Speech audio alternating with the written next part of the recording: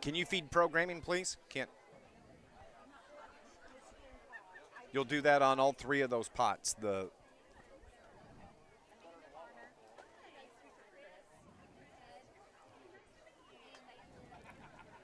You got it? No, not yet. Electrical workers, there we go. Local 702. There we go. Montgomery's Place. Central Hospital. We're good for now, Animals. Bubs. First Southern Bank. Also helping to make this broadcast possible, Riggin Palach and Burke Funeral Home, John A. Logan College, Rise Performance, Banterra Bank, Shawnee Health, the City of Carterville. Also supporting this broadcast, Charlie's Air Conditioning and Heating, Steve and Rich's Barber Styling, Malone's Early Learning Center, Polar Whip, and the Bank of Heron. It's time for the Carterville Lions on News Radio WJPF. Here's Keenan Clark and the voice of the Lions, Dave McKenzie. Good evening, everybody. Welcome to Harrisburg, Illinois. Dave McKenzie and Keenan Clark with you this evening as we are getting you set once again for Carterville Lion football. As Carterville, their third road game in a row. Keenan coming off a tough loss a week ago. Of course, all the teams that had to play last Friday night had a tough row to hoe because of all the rain and the wind, and it was the same up there in central Illinois. And Carterville in that game a week ago, down 20, fought their way back to tie the game. And actually there at the end of the game, trailing by 6, had a chance to win it on the last drive. Yeah, like I mentioned in the pregame, I talked to Coach Helfrich after the game, and I said, I felt like our kids were tough, and they fought tonight. And he said, yeah, we grew up a lot tonight. Our kids showed a lot of resiliency that we hadn't seen at certain points in times early in the season, so very proud of them for that.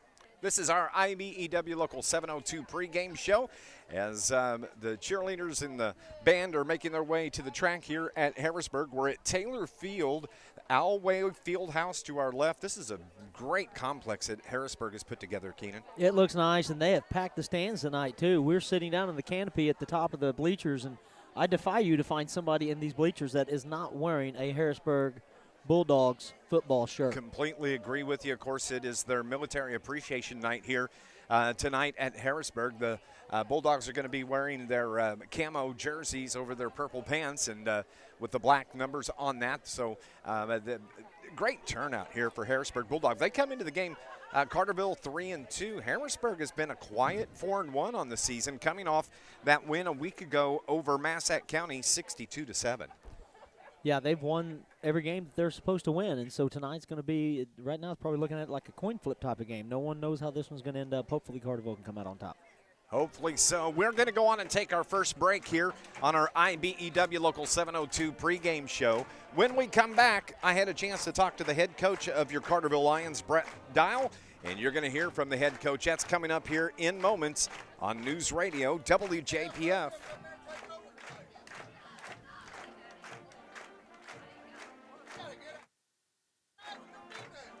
You never know. We saw enough rain last week. I'm not being picked.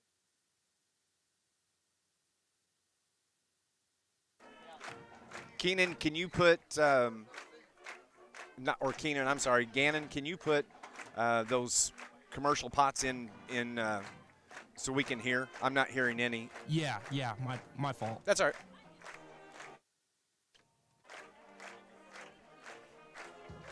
Montgomery's Place in Carterville there we is go. your Thank place you. For taking a quick lunch break, a craft dinner experience with a relaxing atmosphere, or a Saturday brunch spot. It's Montgomery's Place. Their menu offers full breakfast options and hot and cold. Are you good with the coach's interview Ask too? about their weekly dinner specials Thursday through Saturday. Yeah, I'm good. Okay, Cocktails good. Makes Montgomery's Place I'm the gonna be on perfect mute. place for your next private party or event. Proud to be a longtime Carterville Lions booster. Montgomery's Place on South Division Street. Central Hospital for Animals in Marion, Heron, Carbondale, and Harrisburg has been taking care of your furry family members for over 40 years. Sure, they do wellness visits and routine vaccinations, but you might not know about everything they offer, like orthopedic surgery for pets with hip or knee injuries and laser therapy to reduce inflammation, pain, or promote wound healing. Noticing that your pet stopped jumping? Maybe they've just slowed down in general. Central Hospital for Animals offers chiropractic services too. Online at centralvet.net.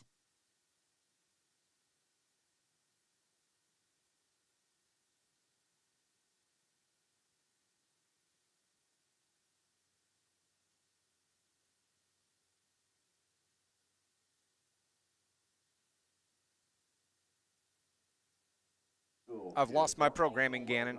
If you can put the other one in programming too. For the Bulldogs to run through.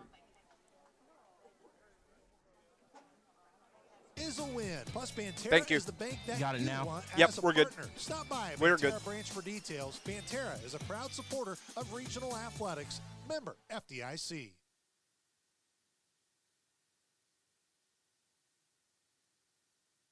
Don't let the name fool you. The International Just Brotherhood go of straight into the Electrical coach Workers, after Local this. 702 represents more than just electricians. The IBEW is made up of Southern Illinois linemen, tree trimmers, telephone workers, utility workers, city employees, factory workers, construction workers, and many more.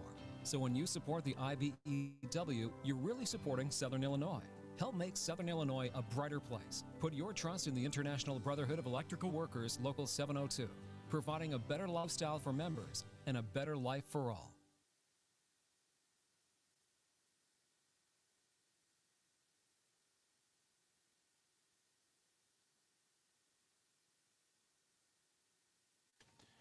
Dave, something's wrong with the laptop. I'm trying to get it to play.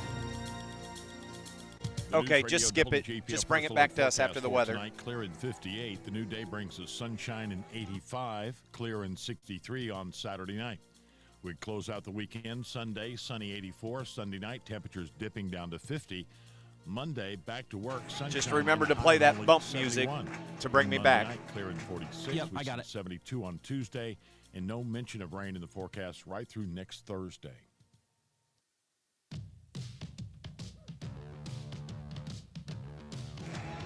Welcome back to Harrisburg High School. Dave McKenzie and Keenan Clark with you here on this Friday night. Week 6, Keenan, of the high school football season already. Yep, and we've got another conference game tonight. This is going to be a fun matchup. We've got still another 2 more on the docket this year.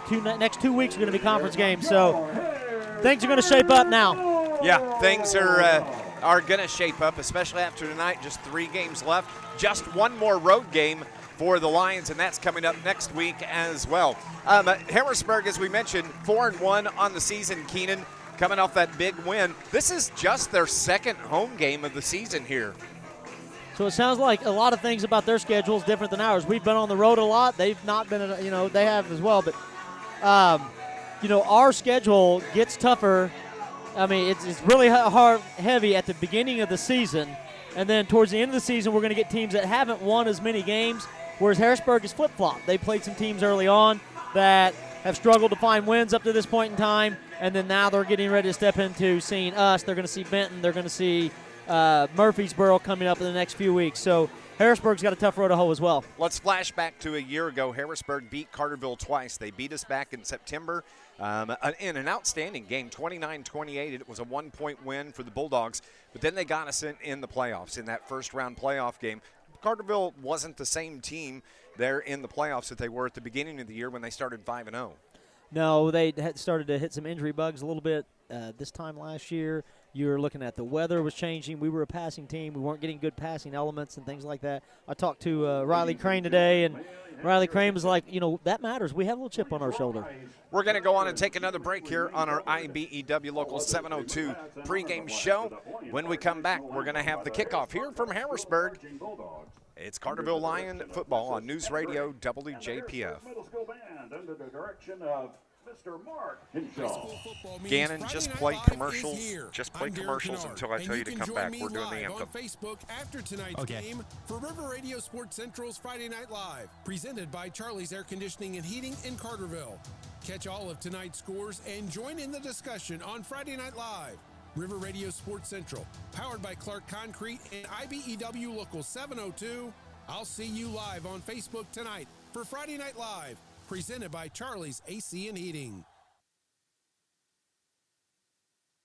Rise Performance in downtown Carterville is one of Southern Illinois' best fitness facilities, offering something for the whole family. Members enjoy 24/7 access with 9,000 square feet of equipment. They offer group classes, women's-only classes, youth strength and conditioning, personal training, sports medicine, and massage therapy. Looking for a great variety of cardio equipment? Look no further than Rise Performance. They even have a separate room for free weights. Rise Performance on Division Street, Carterville.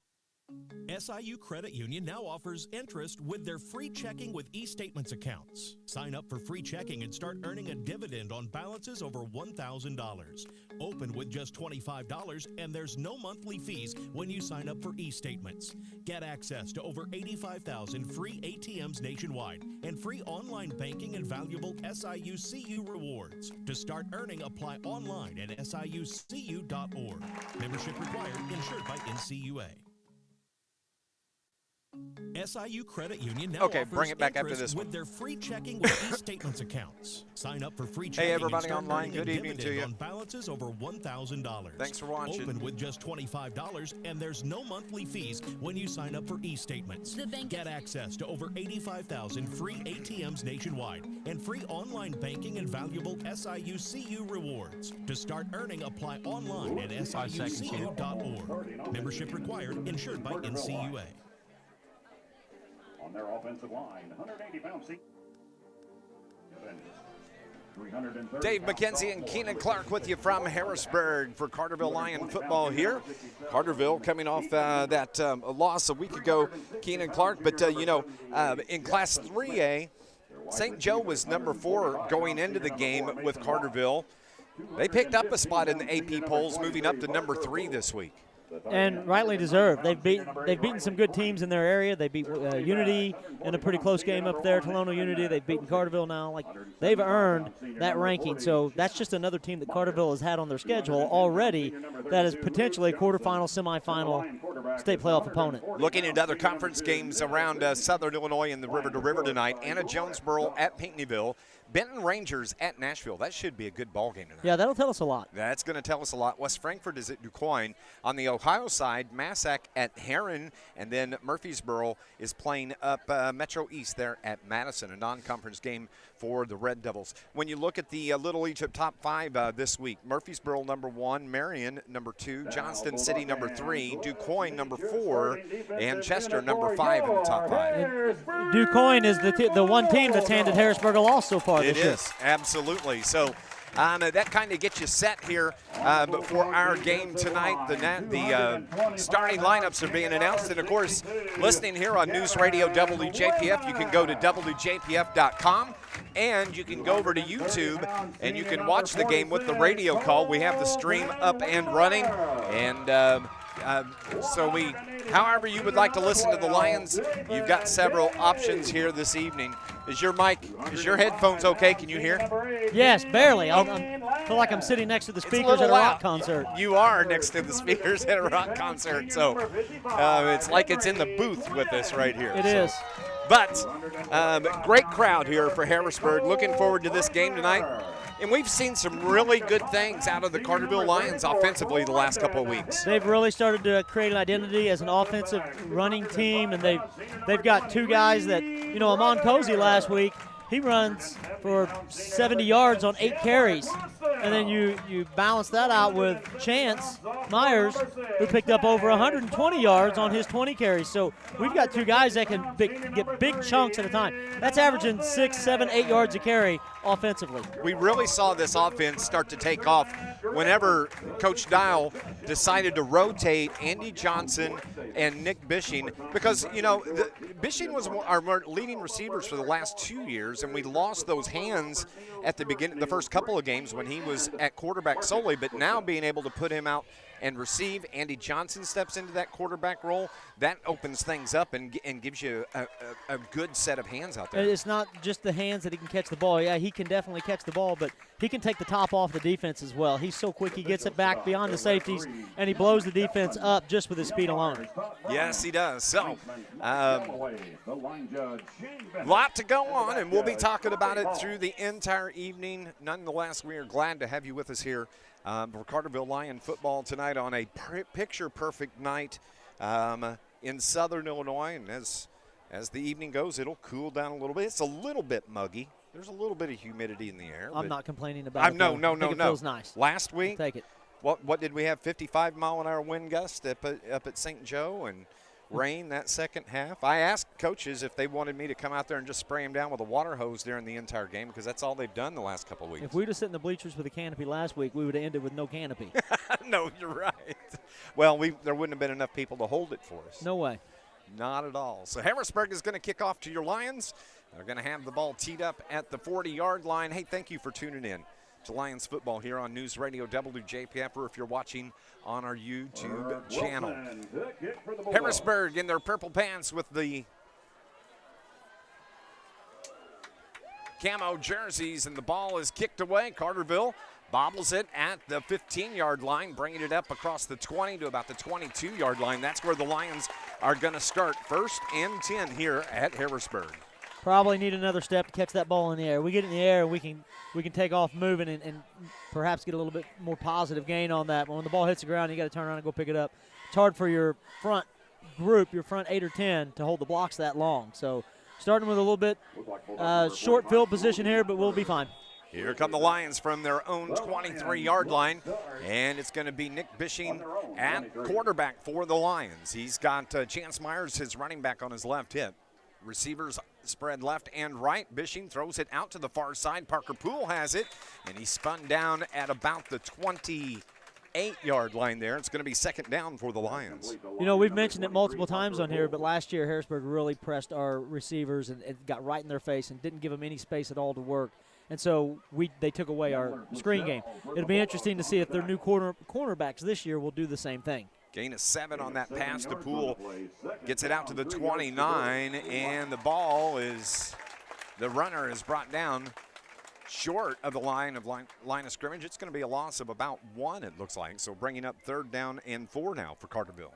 Yeah, not much going on that play. It looked like some sort of offensive line blown coverage somehow. I don't know where the confusion was. 3rd and 4 from the 27 for Andy Johnson in at quarter. No, that's Bishing at quarterback now. From the shotgun, Myers the running back. Mason wants the receiver to the right. They roll to the right, wants to throw. Bishing cuts it up. 1st down and more for the Lions. That's going to move the chains for Carterville's very first down.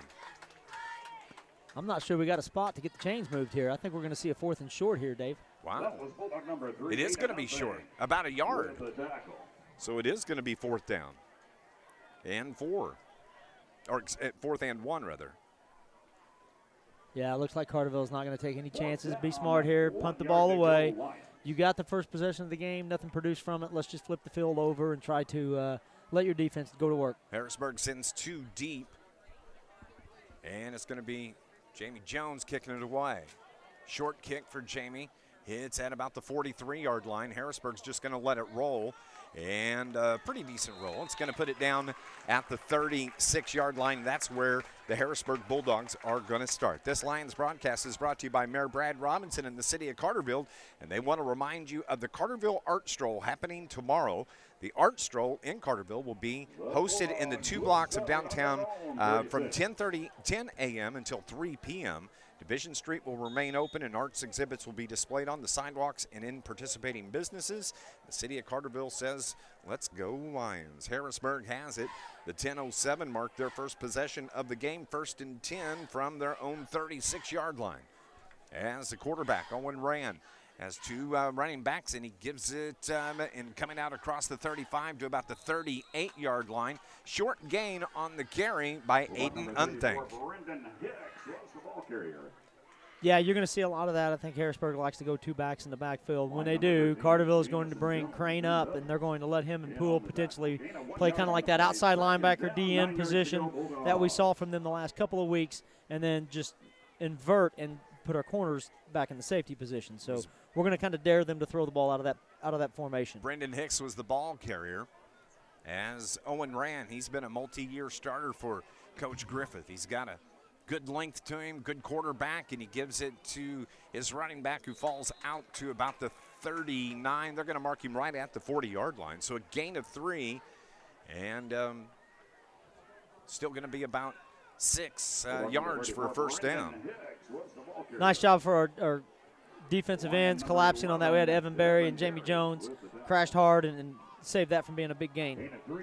No score. 9 minutes remaining here in the opening quarter. First possession for the Bulldogs. They have it. It is 3rd and 6 from the 40. Owen Rand from the shotgun. Has two receivers near side, one to the far side. Drops back, wants to throw, had some pressure, and just lucky to get it away. There's not going to be any grounding, but Carterville's defensive line got some great pressure there. Great pressure on that. I think they confused him. The defense confused him a little bit. We brought both of our linebackers up, showed blitz, got them right on the line of scrimmage, tapping and stomping. And then when the ball was snapped, they dropped back into coverage, and it just changed the whole perspective. And then nice pressure there by the defense. Looks like Carterville's bringing in the punt return unit. We got a full line change going now. Luke Bauer does the punting for the Bulldogs, and he's standing at his own 28-yard line. Carterville sends Jonathan Miller. He's deep. He's the return man at the 25. 8:45 remaining here in the opening quarter. Bulldogs have to punt, and it's Bauer that gets the snap, and pretty good kick as he kicks it away from Miller over on the far hash, and he just lets it roll down near the 20-yard line. So that's where Carterville is going to take over from there. This Lions broadcast is brought to you by IBEW Local 702, proud supporter of Lions sports. IBEW Local 702, providing a better lifestyle for members and a better life for all. There's 8:36 remaining here in the first quarter. The second possession for the Lions. Both defenses get a short, quick 3 and out, and here we are right back where we started on our own 20-yard line, 1st and 10. It's Carterville at the line of scrimmage already, and I believe that may be Cozy on the carry as he bangs his way out for a gain of a couple. Go ahead. Yeah, I was going to say he's been doing a really good job of hitting that hole and hitting it fast. And so this time he got bottled up a little bit, but when he hits the hole at full speed, he's really hard to bring down. Gain of 3 from Amon. 2nd down and 7 for the Lions. Bishing, the quarterback, again gives it to Cozy off left tackle, and he picks up about 4 or 5 more yards, bringing up a 3rd down and short now for the Lions. Number 1, Eamon Cozy was the ball carrier. Bulldog number 34, Brendan Hicks. Takes it out to the 29-yard line. 1 yard to go, Lions. Switch it up. We brought in Luke Johnson here. He's going to be our Okie back. That's usually a good indicator that we're going to try to run the ball. He's either going to pull and trap or lead block. Now Cozy steps up under center from the shotgun position. 2 in the backfield, give to the up back. That is Johnson, and Johnson falls forward. That's going to be enough to give Carterville their very first down of the ball game. Great execution. He got the ball, he got his body behind his shoulder pads. Excuse me, stayed low, fought through the initial contact, and the fall forward was enough to get us for the 1st down. Nice run there by Luke. That's the first down for either team here at the 7:09 mark of this first quarter. So now it's Johnson at quarterback for the Lions. He's going to keep it, pitches it out, and here's Chance Myers trying to get to the outside. He runs it out of bounds just right below us. It's going to be a short gain for the Lions. Little zone blocking scheme. We try to get out there and reach the outside and try to seal that edge, and Harrisburg did a good job of keeping out and stretching the play until basically Chance just had to run out of bounds. There was no room left. Officially no gain for the Lions as they mark it at the 32-yard line. Ball on the near hash. Carterville's moving left to right in their road white jerseys with their orange helmets. Lions on the side. Johnson, the quarterback, slides Riley Crane down the line. Johnson rolls left, wants to throw, throws left, has his man. That was Bishing. And, Parker Poole was the intended receiver, and it falls incomplete. So now Carterville's looking at a 3rd down and 10 from the 32. You know, it really wasn't a poorly thrown ball. It almost could have been too well thrown. The ball was thrown low, and it was where only Poole could get to it, which is what you want to do. You don't want to put the ball in any kind of danger. But he throws the ball so hard, and it came out so hot. I think it got up on Parker a little quick, and it was hard to handle. So now 3rd and 10, 6:50 remaining here in the opening quarter. Johnson at quarterback, 2 receivers, and now they send Crane out wide. Johnson drops back, gets away from the pressure for a second, but then he was ankle tackled and loses yards. So I'm not exactly sure who got in on him, but great defense there by the Harrisburg Bulldogs. Yeah, knocked him off balance. He tried to roll out. I think the entire time they were looking for Mason Watts. He had a one-on-one on this side. They ran Crane to the other side in motion, trying to drag the safety over, and we did have a one-on-one. He just couldn't get the ball off. So Carterville's forced into a punting situation again. Jones gets this one. Oh, that's a good kick from Jamie Jones, driving the receiver back all the way inside the 30, brings it across the 40 before getting hit out of bounds. Flag comes in for a late hit on the return from Aiden Unthank. Yeah, they're going to flag Jones for that one. They probably have to. He was clearly out of bounds, and I don't think Jamie was trying to do anything malicious, but he didn't give him the space to finish the play out, and that's where the flags can come in, especially if it's right here in front of the Harrisburg bench. So the officials are marked 15 yards against the Lions, and that's going to put Harrisburg into Carterville territory after the personal foul. Personal foul against the Lions. So they're going to yet to spot the ball yet. Harrisburg throws its football in, and they're going to mark it back inside the 40 to about the 38-yard line, and that's where the Bulldogs have it at the plus 38 for Lions territory. So for quarterback Owen Rand on the Lion, and Coach Griffith, that's great field position to start here on this possession. Rand from the shotgun, the high white socks, the purple pants. He rolls to his right, wants to throw, stops, throws it deep down the right side, and way overshoots his receiver. Good coverage out there by the Carterville Lions, bringing up second down now for Harrisburg. Yeah, Rand's been starting for, 2-3 years now. He's a big kid. He can throw the ball really well.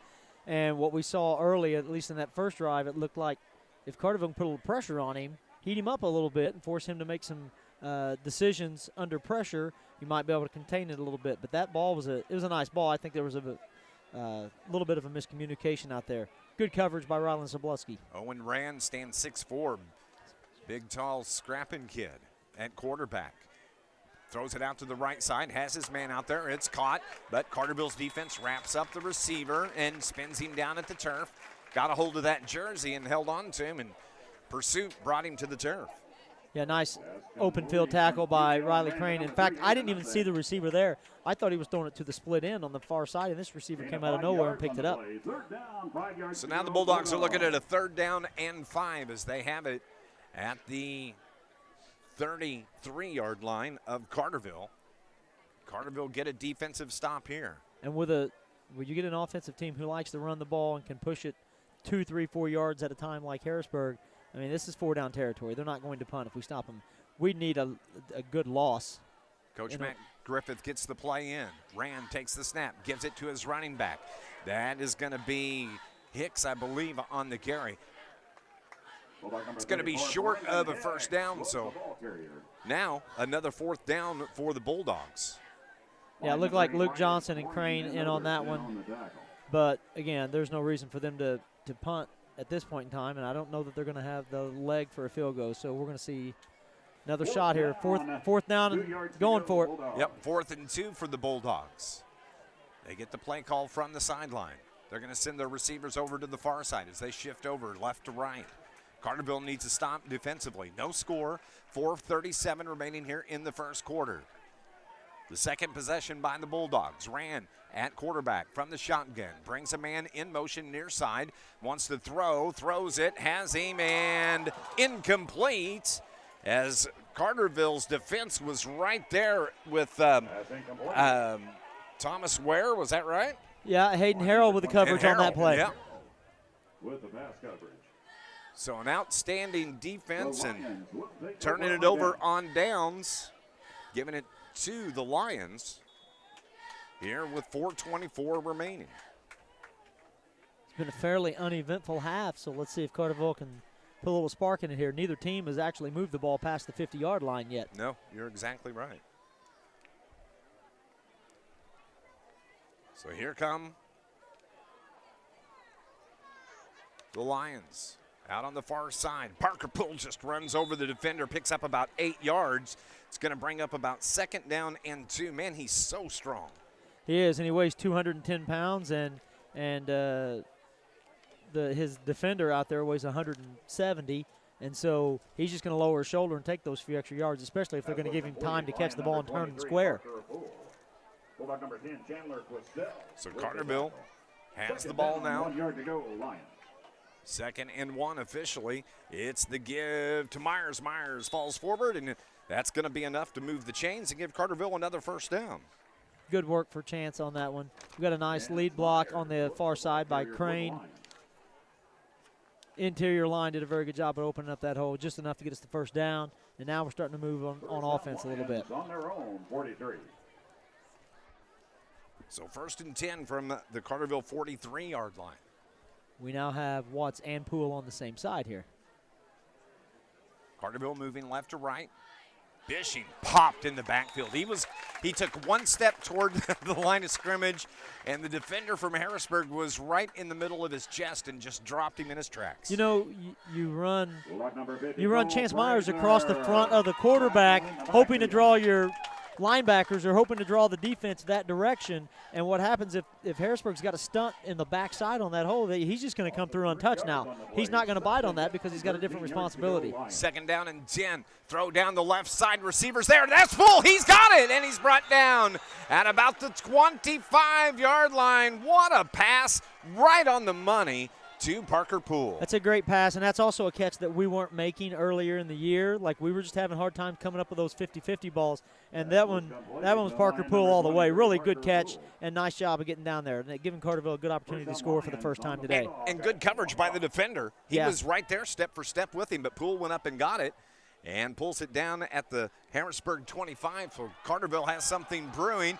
and break it away. Chance Myers in for the 25-yard touchdown run for your Carterville Lions. That's what you're going to see. The 1-2 punch, being able to throw it a little bit. You've got a running back that's one of the best ones in Southern Illinois, and he makes the cut and gets you the run. Nice job setting up with the passing game, but great run by Chance. 25 yards on the touchdown run from Chance Myers. Carterville leads at 6-0. That comes here at the 2:12 mark of the first quarter. Keith Layson on for the extra point for the Lions. The left footer. Where's number 99? Good kick, and it's no good. It was wide right. And so that's going to keep it 6-0 Carterville here at the 2:12 mark. We'll be back in 60 seconds here on News Radio WJPF. Riggin, Palach, and Burke Funeral Home is a family-owned and operated, full-service funeral home, serving Southern Illinois since 1930. They provide dignified, caring, and individualized services to their client families. The funeral Sorry home about you that interview, choose is Dave. not The just the business computer down the blue street, screen but in the here. caring staff that all counsels good. you in one of the most difficult times in your life. From the time of the first I figured it was going to do that after what happened yesterday with how long it took us to get when it you up. need them, Riggin, Palach, and Burke Funeral I Home agree. in Carterville is there. As a parent, you want the best care for your family, and at Shawnee Health, we provide just that. I'm Dr. Kai Fansuri from Shawnee Health's Carterville location. Our team, including Dr. Mathine Nexad and nurse practitioners Amanda Reynolds and Teresa Johnson, offer comprehensive care for every member of your family, from newborns to grandparents. Whether it's checkups, managing conditions, or sports physicals, our Carterville team is here to keep your family healthy. Call to schedule an appointment or visit ShawneeHealth.com. Go Lions! Kickoff is taken by the Bulldogs, and going backwards on the return is not what you want to do. And Carterville's able to get good pursuit after the return by the Harrisburg Bulldogs, and I believe that was Isaiah Robinson on the return. It was Isaiah Robinson on the return, and a really good job by Malachi McGee breaking down, making him commit one direction. He turned back into the defense, and Malachi just took him down one-on-one. Great job pinning him back inside the 10. Good kick by Layson. Defense is doing really well here. Let's make sure that we hold off and don't give up the big play on these. So Carterville defense can come up big here. Harrisburg has it at their own 8-yard line. They trail it 6-0, 2:05 remaining here in the first quarter. Ram, the quarterback, puts a man in motion, but it's a give to his running back, and that's going to be Hicks on the carry, and Carterville's defensive line stacks him right up there. He gets maybe a yard out to about the 9-yard line, so a gain of 1, bringing up 2nd and 9. Little cross block on the inside part of the play right there. Center block back, and then the guard wrapped right around him, but Andy Johnson was too much, got right inside and busted that play up. So a minute 37 as the clock ticks down. This is only the second home game for the Harrisburg Bulldogs. They come into tonight 4-1. That one loss, as Keenan mentioned earlier, came to the DuQuoin Indians. Carterville 3-2. So now Rand, who works almost exclusively from the shotgun, takes the snap, drops back, has some pressure. Carterville almost got to him. He rolls left, throws it across the middle, almost picked off here in front of us. Good coverage by the Lions, and intended receiver Aiden Unthank was right there. Got his hands on it, just couldn't come up with it. Zabluski stepped in front and attacked that ball and just about came down with an interception on that one. Went through both of his hands before Unthank had an opportunity to catch it. So great coverage on that. They had to come from all the way on the far side. Staying in coverage is key to not giving up the big plays.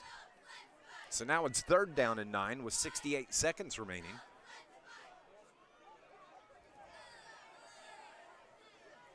Harrisburg in the huddle. Now they come to the line of scrimmage. Ball on the near hash. Harrisburg is moving right to left.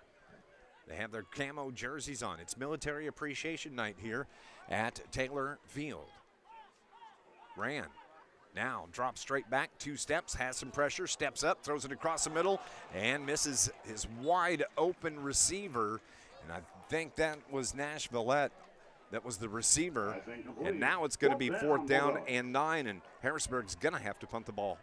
Yeah, Carterville softened the coverage a little bit, and Villette came in front of the coverage, and he was wide open. And I think, again, when you're putting pressure on the quarterback, it makes it a little harder to hang on to that ball and put the touch on it that you need. So I think they did a nice job defensively of getting him flushed out of the pocket. And now we're going to get the ball back here. Jonathan Miller, the receiver, he's back at the 40-yard line for the Lions. Coming in late to the line of scrimmage for Harrisburg is Colton Wheeler. He wheels his way to the line of scrimmage. I see what you did there. See what I did there? Yep. Snap, kick, good driving kick. Out near the 46 of Harrisburg. That's where Miller takes it. Inside the 40 to the 35 to the 30. Down to the 20. Fighting his way all the way down to inside the 5-yard line. They're going to mark him at the 5-yard line. That was just a dandy return from Jonathan Miller. A great return. And if you're Jonathan Miller, you're probably a little disappointed now, because how many opportunities do you get to score a touchdown in the varsity game? And then he came up about 10 feet short. Great return by him. Did what he had to do, give Carterville a chance, another quick score here at the end of the first quarter. Bulldog player down on the near sideline, right at about the 3-yard line. And we've got an official timeout on the field. We're going to go on and take a quick timeout as well. We'll pause for 30 seconds here on News Radio WJPF. SIU Credit Union now offers interest with their free checking with e-statements accounts. Sign up for free checking and start earning a dividend on balances over $1,000. Open with just $25, and there's no monthly fees when you sign up for e-statements. Get access to over 85,000 free ATMs nationwide and free online banking and valuable SIU CU rewards. To start earning, apply online at siucu.org. Membership required, insured by NCUA. Lions scored at the 2:12 mark here in the first quarter. They missed the extra point, and they lead at 6-0, but they have the ball at the Harrisburg 5-yard line after a fantastic return by Jonathan Miller on the punt. That was, he took that at, I think, the 45, so a 50-yard return for Jonathan Miller for Carterville. Sets him up, 1st and goal from the 5-yard line. Still 48 seconds remaining here in the opening quarter. Ball is at the near hash. Bishing is the quarterback. Shifts the line of scrimmage. They're going to go strong side left. 2 in the backfield. It's the give to the up back, and on the carry for the Lions, Luke Johnson banks his way down to about the 1-yard line. So now it's 2nd down and goal for Carterville. Yeah, and let's not overcomplicate things here, guys. We can run the ball right at them here. Let's just take the snap, take our time. If it takes us 2 or 3 plays to get it in, let's get it in the end zone. Let's not get too fancy. Cozy the tailback, Johnson the running back. Bishing turns around, gives it to Johnson. Luke Johnson has the 2-yard touchdown run for Carterville, and they lead it 12-0. Line number 32, Luke Johnson, touchdown. Exactly what they needed to do there. You go ahead and just punch it right at them. get your yards where you can. Great job by Luke finishing that play. Looks like we're thinking about going for 2 here. Wouldn't surprise me after missing the extra point. So let's see what they can do. They lead it 12-0. There's 20 seconds remaining. So Bishing is the quarterback, and we have timeout that's called by the Carterville Lions, and we will take a break as well and see. Coach Brett Down wants to come up with the perfect play here. We'll be back in 30 seconds. Lions lead it 12-0 on News Radio WJPF. Rise Performance in downtown Carterville is one of Southern Illinois' best fitness facilities, offering something for the whole family. Hey, everybody online, thanks for watching. Access with 9,000 square feet of equipment. They offer group classes, women's only Hope everything's classes, good there. youth strength and conditioning, personal training, sports medicine, and massage therapy. Looking for a great variety of cardio equipment? Look no further than Rise Performance. They even have a separate room for free weights. Rise Performance on Division Street, Carterville. Carterville scored on the 2-yard touchdown plunge from Luke Johnson, and then Coach Brett Dow wants to talk about what he wants to do going for 2. It's 12-0. And the Lions set up for 2. Bishing from the shotgun. Crane slides down the line of scrimmage left to right. Bishing rolls right. Throws it out, and he's got Riley Crane for the 2-point conversion. Carterville now leads the game 14-0 with 15 seconds left here in the first quarter. We'll be back in 60 seconds. This is Lions football on News Radio WJPF. Back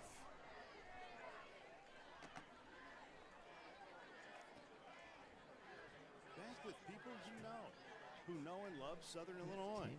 First Southern Bank is a community bank that cares for and gives back to the communities we serve. Locally owned, local people, local decisions, and locations throughout Southern Illinois to serve you. First Southern Bank, community banking at its best. Member FDIC, equal housing lender. Visit First Southern Bank at firstsouthernbank.net.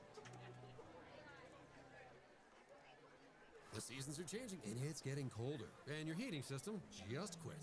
Last week, your car needed repairs. Life doesn't always go as planned.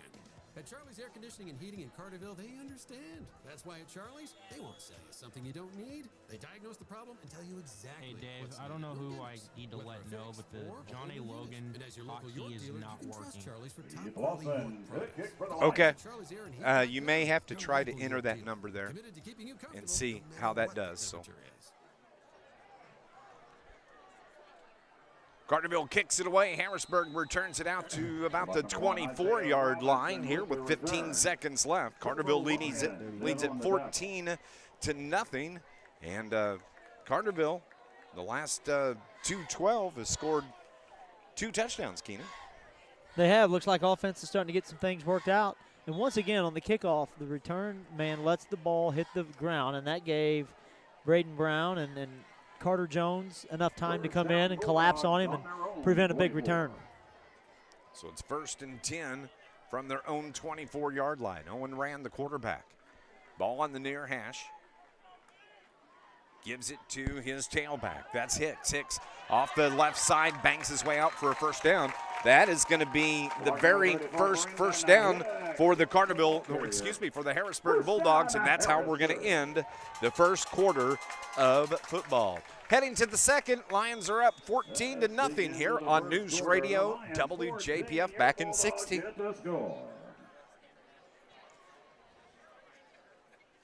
a parent, you want the best care for your family, and at Shawnee Health, we provide just that. I'm Dr. Kai Fansberry from Shawnee Health's Carterville location. Our team, including Dr. Mathine Nexa and the nurse practitioners Amanda Reynolds and Teresa Johnson, offer comprehensive care for every member of your family, from newborns to grandparents. Whether it's checkups, managing conditions, or sports physicals, our team is here to keep your family healthy. Call to schedule an appointment or visit ShawneeHealth.com. Go Lions! Rise Performance in downtown Carterville is one of Southern Illinois' best fitness facilities, offering something for the whole family. Members enjoy 24/7 access with 9,000 square feet of equipment. They offer group classes, women's-only classes, youth strength and conditioning, personal training, sports medicine, and massage therapy. Looking for a great variety of cardio equipment? Look no further than Rise Performance. They even have a separate room for free weights. Rise Performance on Division Street, Carterville. Welcome back to Harrisburg. Lions lead it by 2 touchdowns. It's 14-0 here as we are getting set for second quarter action. Flipping the field, and Harrisburg is going to have it. They just picked up their first down. Yeah, we got drawn in on our end on this side, closest to us. We got sucked in a little bit. They got around the outside of us, turned the corner for a big game. We're going to make sure we keep him contained, keep him inside the box. Owen Rand, the quarterback, brings Hicks around to the right side, off his right hip. They have 2 receivers here on the near side. They bring another one in motion, but it's the pitch back to Hicks and Carterville. Little razzle-dazzle by the Harrisburg Bulldogs, and had it not been bobbled by Brendan Hicks, might have picked up a few yards there.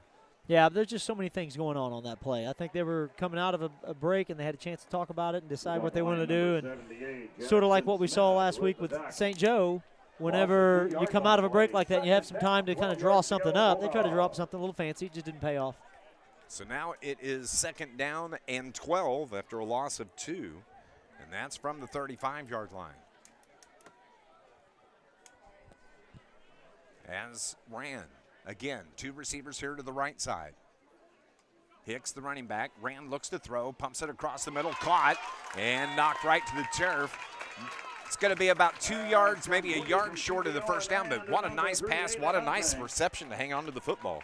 Yeah, we had to drop Parker Poole over to this side, and he had to play the coverage on that. He had a lot of cushion. Parker was playing way off the line of scrimmage. Probably gave him 10 yards from the line of scrimmage, so he just ran a little in route in front of him and made the catch, took their 12 yards, and now they've created a 3rd and short situation. Gain of 10 on that as they take it out to the 45-yard line, about a yard short of the first down. So it's 3rd down and 1 for the Bulldogs and Coach Matt Griffith.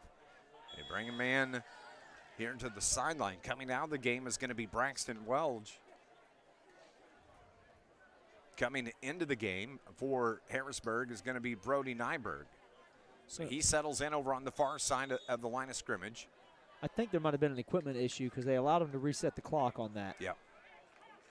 So Owen Rand puts a man in motion, but it's the give to Hicks, and Carterville gobbles him up right there, led by Jackson Smith. Wow. Carterville defense that was a brick wall right there. Yeah, Carterville defensive line, a lot of times if you're watching, they'll shift right before. Pre-snap, they'll shift right over, just trying to create a little confusion on the blocking assignments, maybe create a better angle for themselves. And that time I watched Jackson shift inside, and he must have just went right through the hole. No one picked up him on the shift. It's 4th and 2 now for the Bulldogs. That had to hurt. Yes, it did. They're going to go for it here. Carterville leads at 14-0. So Bulldogs, Owen Rand from the 45-yard line. Takes the snap. On the reverse, Carterville's right there to snuff that out and drive the ball carrier back.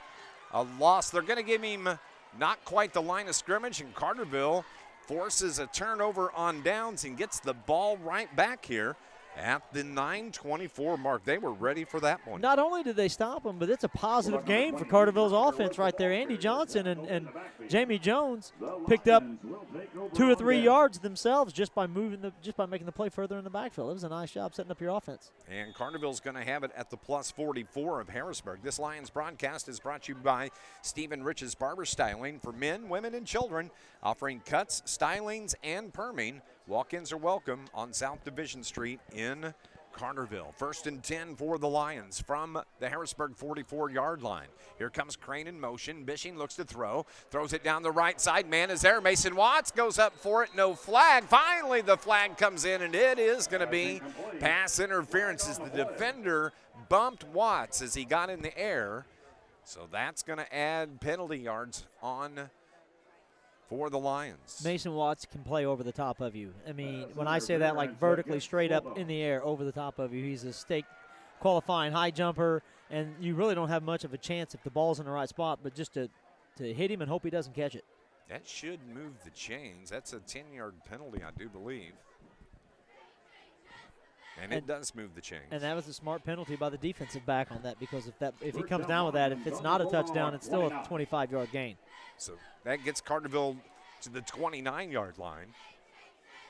Ball on the far hash, moving right to left, the Lions are.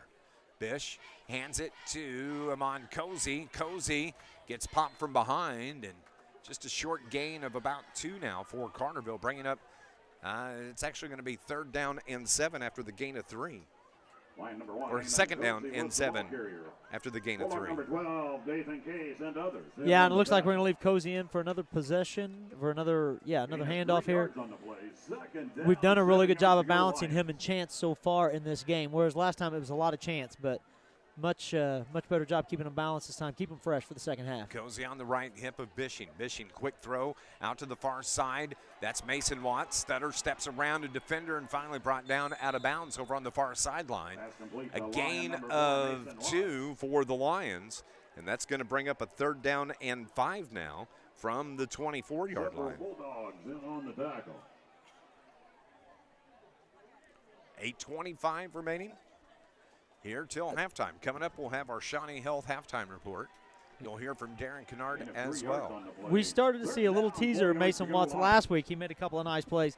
Saw another good one there, and I think he's going to have a breakout at some point in time tonight. Carterville shifts strong side left from under center. Oh, some confusion as Bishing and Amon Cozy on the handoff came right to the same spot, and Harrisburg's defense was right there to bring Cozy to the turf. So it's going to be a loss for the Lions, but they'll go for it on 4th down as they have the ball inside the 25. He was clearly miscommunication on that inside. I think the blocking was messed up. In fact, I don't know if that came from the quarterback miscommunication or if there was just something that went along with the play call that set everybody aside on that one. It's officially 4th down and 7. And the ball is at the Harrisburg 26-yard line. So a drive that started off with big promise after the 25-yard pass from Bishing. The pass interference. This is another good timeout by Carterville here.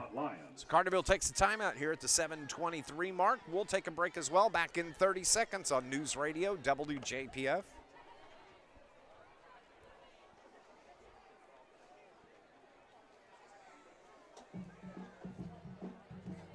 It's a way to do your banking on the go. Well, we've got news. With the Bank of Heron mobile banking app, you can manage debit cards, find bank locations, monitor account activity, even make a deposit. Just a few of the ways our mobile banking app can save you a trip to the bank. We love for you to come and see us, but now you don't have to. The Bank of Heron, it's not just a bank, it's mobile banking. Member FDIC, equal housing lender.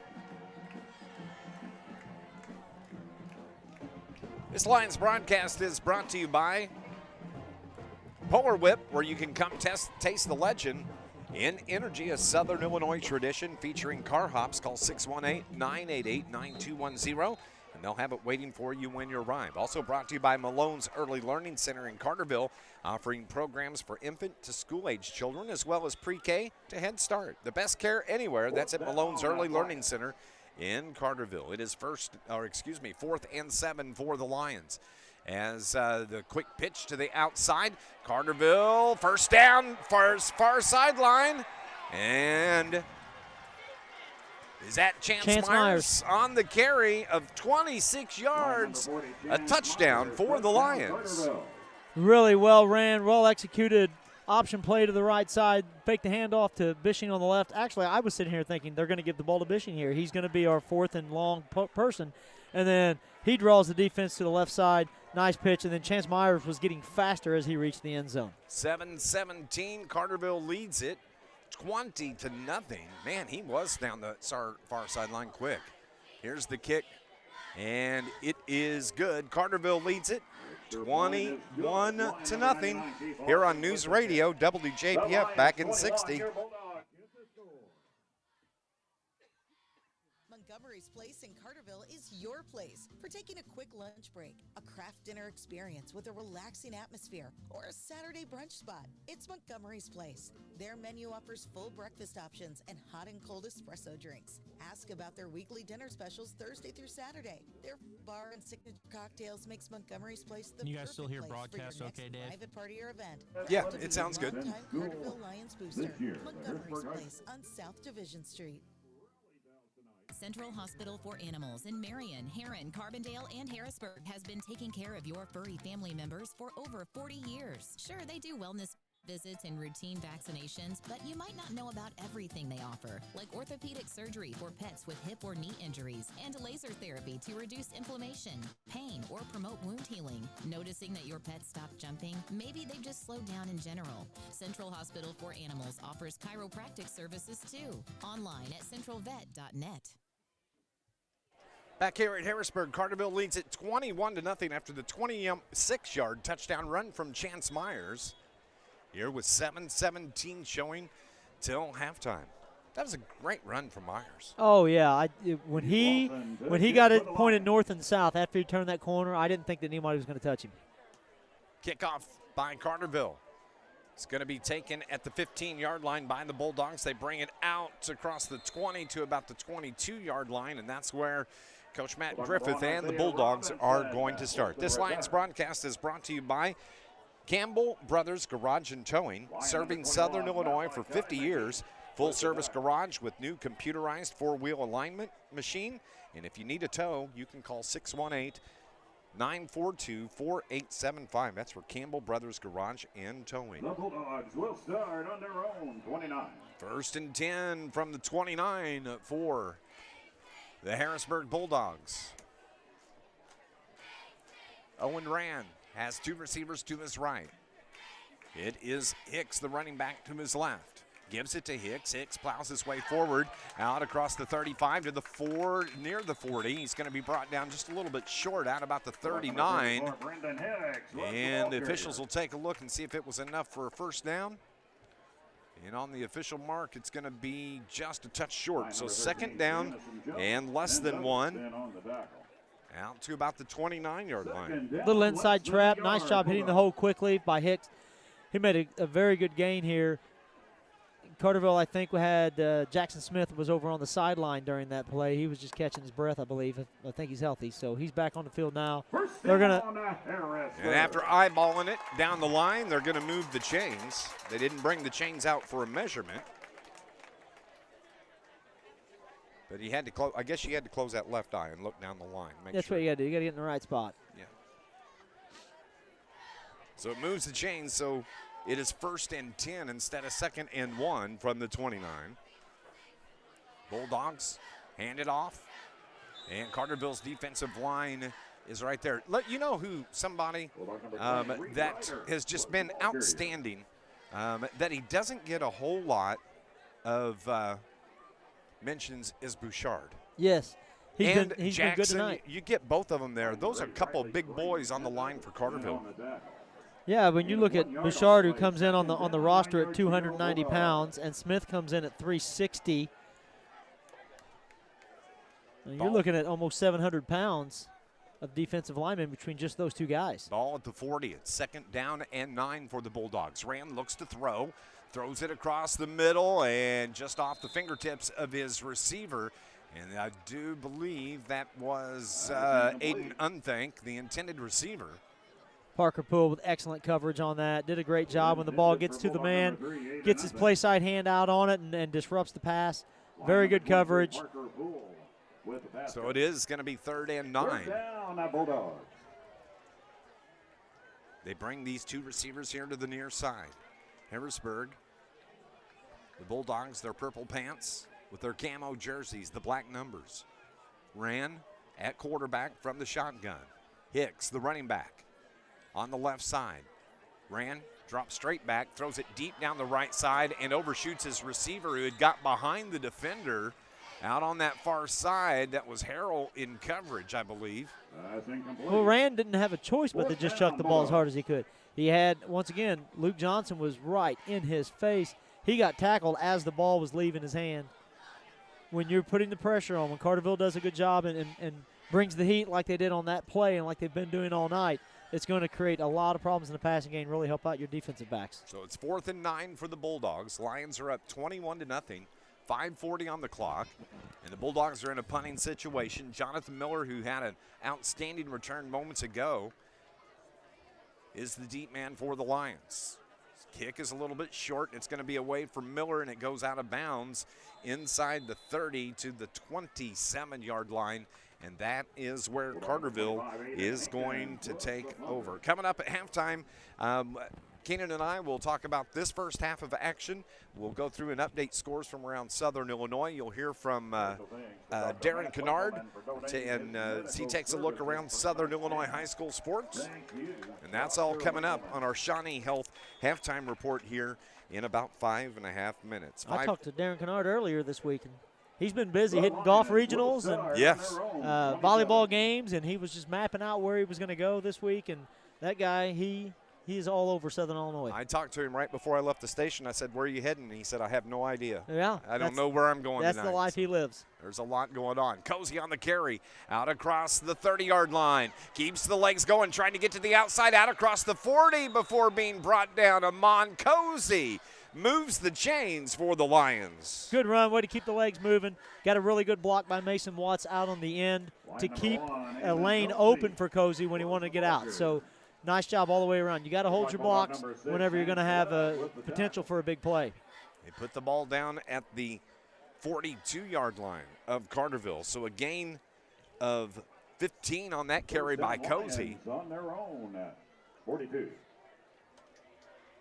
Carterville taking their time. They lead it 21-0, just under 5 to play, 4.5. So now Bishing has 2 receivers here on the near side. Cozy, the running back, again, the give to Cozy. Cozy popped right at the line of scrimmage, and coming in and making that hit for the Harrisburg Bulldogs was Aiden Hankins.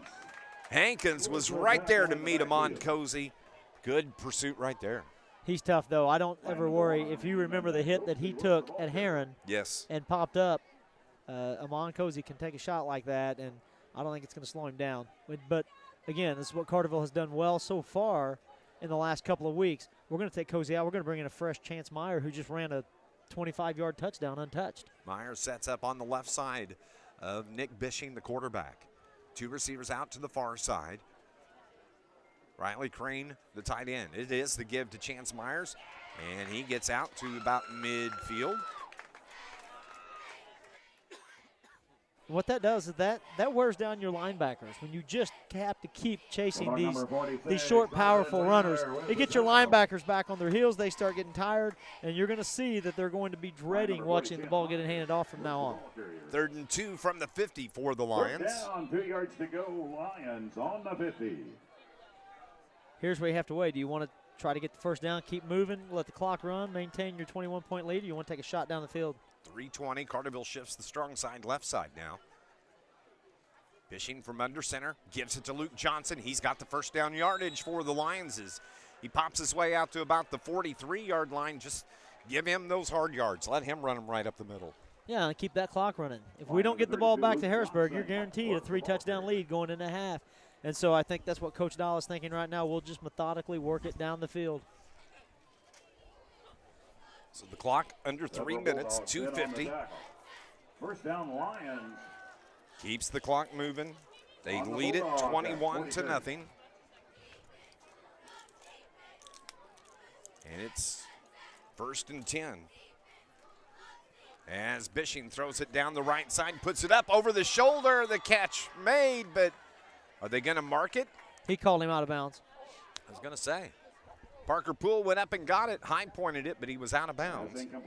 So it's 2nd down now and 10 for Carterville from the 43. With the coverage. 2nd down, Lions.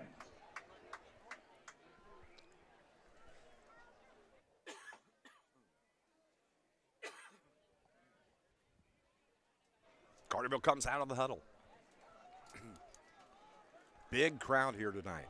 Harrisburg, fantastic on this side. Carterville traveled well this evening over on the far side. Bishing Takes the high snap. Here comes Myers. Dodges one defender out across the 40 to the 35 before being run out of bounds here just below us. Stops the clock at the 2:25 mark. 2 really nice cuts, and fresh legs will do that for you. He's probably going to get another play or 2, and then we're just going to bring Cozy in and just let Cozy come in off of his break. So it's 3rd and 1. He came up about a half a yard short. So it's 3rd and 1 now from the 34, a gain of 9. Also stepped out of bounds and stopped the clock. We want to keep that clock rolling right now. Yep. I don't think we're going to have any trouble with any restrictions with the 2 minutes 25 seconds that are left. So Myers is the tailback. Johnson the fullback. And the ball on the turf, but I think he may have been down. They're calling him down. Ball came out. I think that's the right call. Bishing was the carrier, and that's going to be enough to move the chains, and it does. First down for the Lions. You know, we are fortunate, though, that there was no one between Bishing and this side judge. Yes. Because we had a good view at it from our perspective, and I could see that his knee was down, he was rolling, and the ball popped out when his shoulder hit the ground. And if there had been a lot of traffic in that area, you don't know that they would have seen that. Nope, exactly. On the Bulldogs, 32. So the first down for the Lions. Bishing from the shotgun, gives it to Myers. He's stacked up right there. 3, 4, 5 Harrisburg Bulldogs on him. Right at the 35-yard line. Don't know that Chance even got back to the line of scrimmage on that carry. Harrisburg likes to play in tight. They like to bring their linebackers in. They put a lot of people close to the ball, so to speak. And then if you'll notice, a lot of Carterville's big runs have been on the outside. So I wouldn't be surprised to see us try to pop one out and get out on the perimeter here to take advantage of this tight defense. No gain on that carry by Myers. They mark it right at the 32. 2nd and 10 with a minute and a half remaining here till halftime. As one-on-one down here with Poole. They've got no help over the top. Yep, but they give it to Myers. Myers busted off the right tackle. A flag comes in, and this has been a relatively flag-free game. I think this may only be the 2nd penalty of the game, but it's going to be a hold against the Carterville Lions. Flag on the play, holding against the Lions. So that'll bring it back, and they'll tank some yardage on that. Carterville will be looking at a 3rd down and 20 as they'll back that up to about the 42-yard line. This is going to give Coach Dial all the excuse that he needs to open up the passing game a little bit, see if we can throw one over their heads. So a minute 16 remaining. They send one receiver out to the far side. That's Mason Watts. 20 yards to go, Parker Poole comes here to the near side. Chance Myers, the running back. Bishing at quarterback.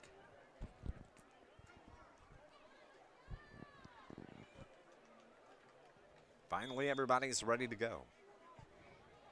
Whistle blows. Clock rolls. And clock stops. I think it's an official timeout. They're going to say it should be 1:16 on the clock, I do believe. Well, Bishing was talking to the umpire before the play, like they were questioning something clockwise. I felt like there was some sort of issue down on the field. Now Harrisburg's trying to get some clarification as well. 1:15 is what they put the clock at. Well, it was at 1:11. That's now it rolls slicing again. it pretty thin right there. Yeah. So it's 2nd and 20 for the Lions. From the 42, out to the far side, trying to get to the original line of scrimmage before being dumped out of bounds. Number 4, Mason Watts. Mason Watts on the reception. Got back a few yards. He did, and he landed out of bounds. I thought they stopped the clock, but it looks like the clock is still running. He had signaled to stop it, but I think the Lions will take that anyway. So clock rolls to about 37. Coming up, we'll have our Shawnee Health halftime report. Our thanks to Gannon back at the studio doing a good job for us tonight. He has done a good job. Filling in. It's the snap. Johnson at quarterback throws it deep and off the hands of the defender for Harrisburg. Falls incomplete. Way over the top of Parker Poole. 4th down, Lions. So now it's going to be 4th down. and 16 for the Lions with 18 seconds remaining.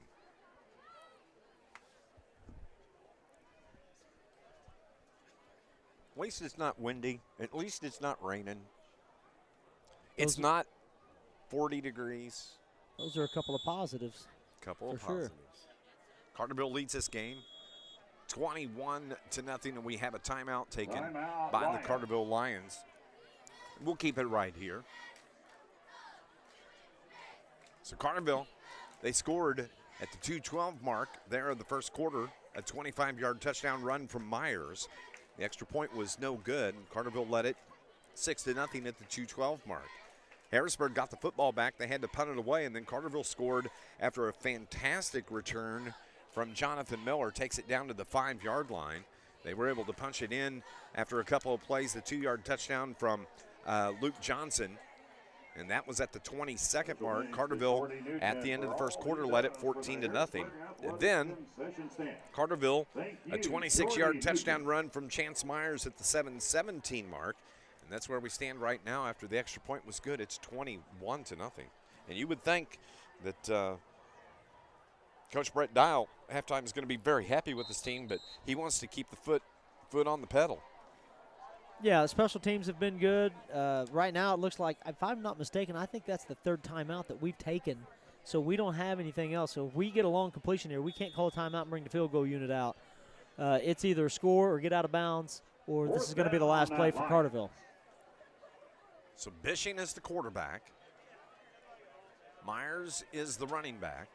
Carterville brings their receivers to the near side, 2 of them. There's one out on the far side. Bish takes the snap, drops, pumps it down the left side, just overshoots everybody, intended for Parker Poole. And it falls incomplete, so the Bulldogs are going to get it back with 13 seconds left here. Same thing we were talking about with Carterville's defense. Harrisburg took a shot, sent everybody, tried to get the blitz on, put some pressure on the quarterback to release it too early, and it caused the overthrow on that play. Nice call by the defense there for Harrisburg. That drive by the Lions, 12 plays, took about 5 minutes.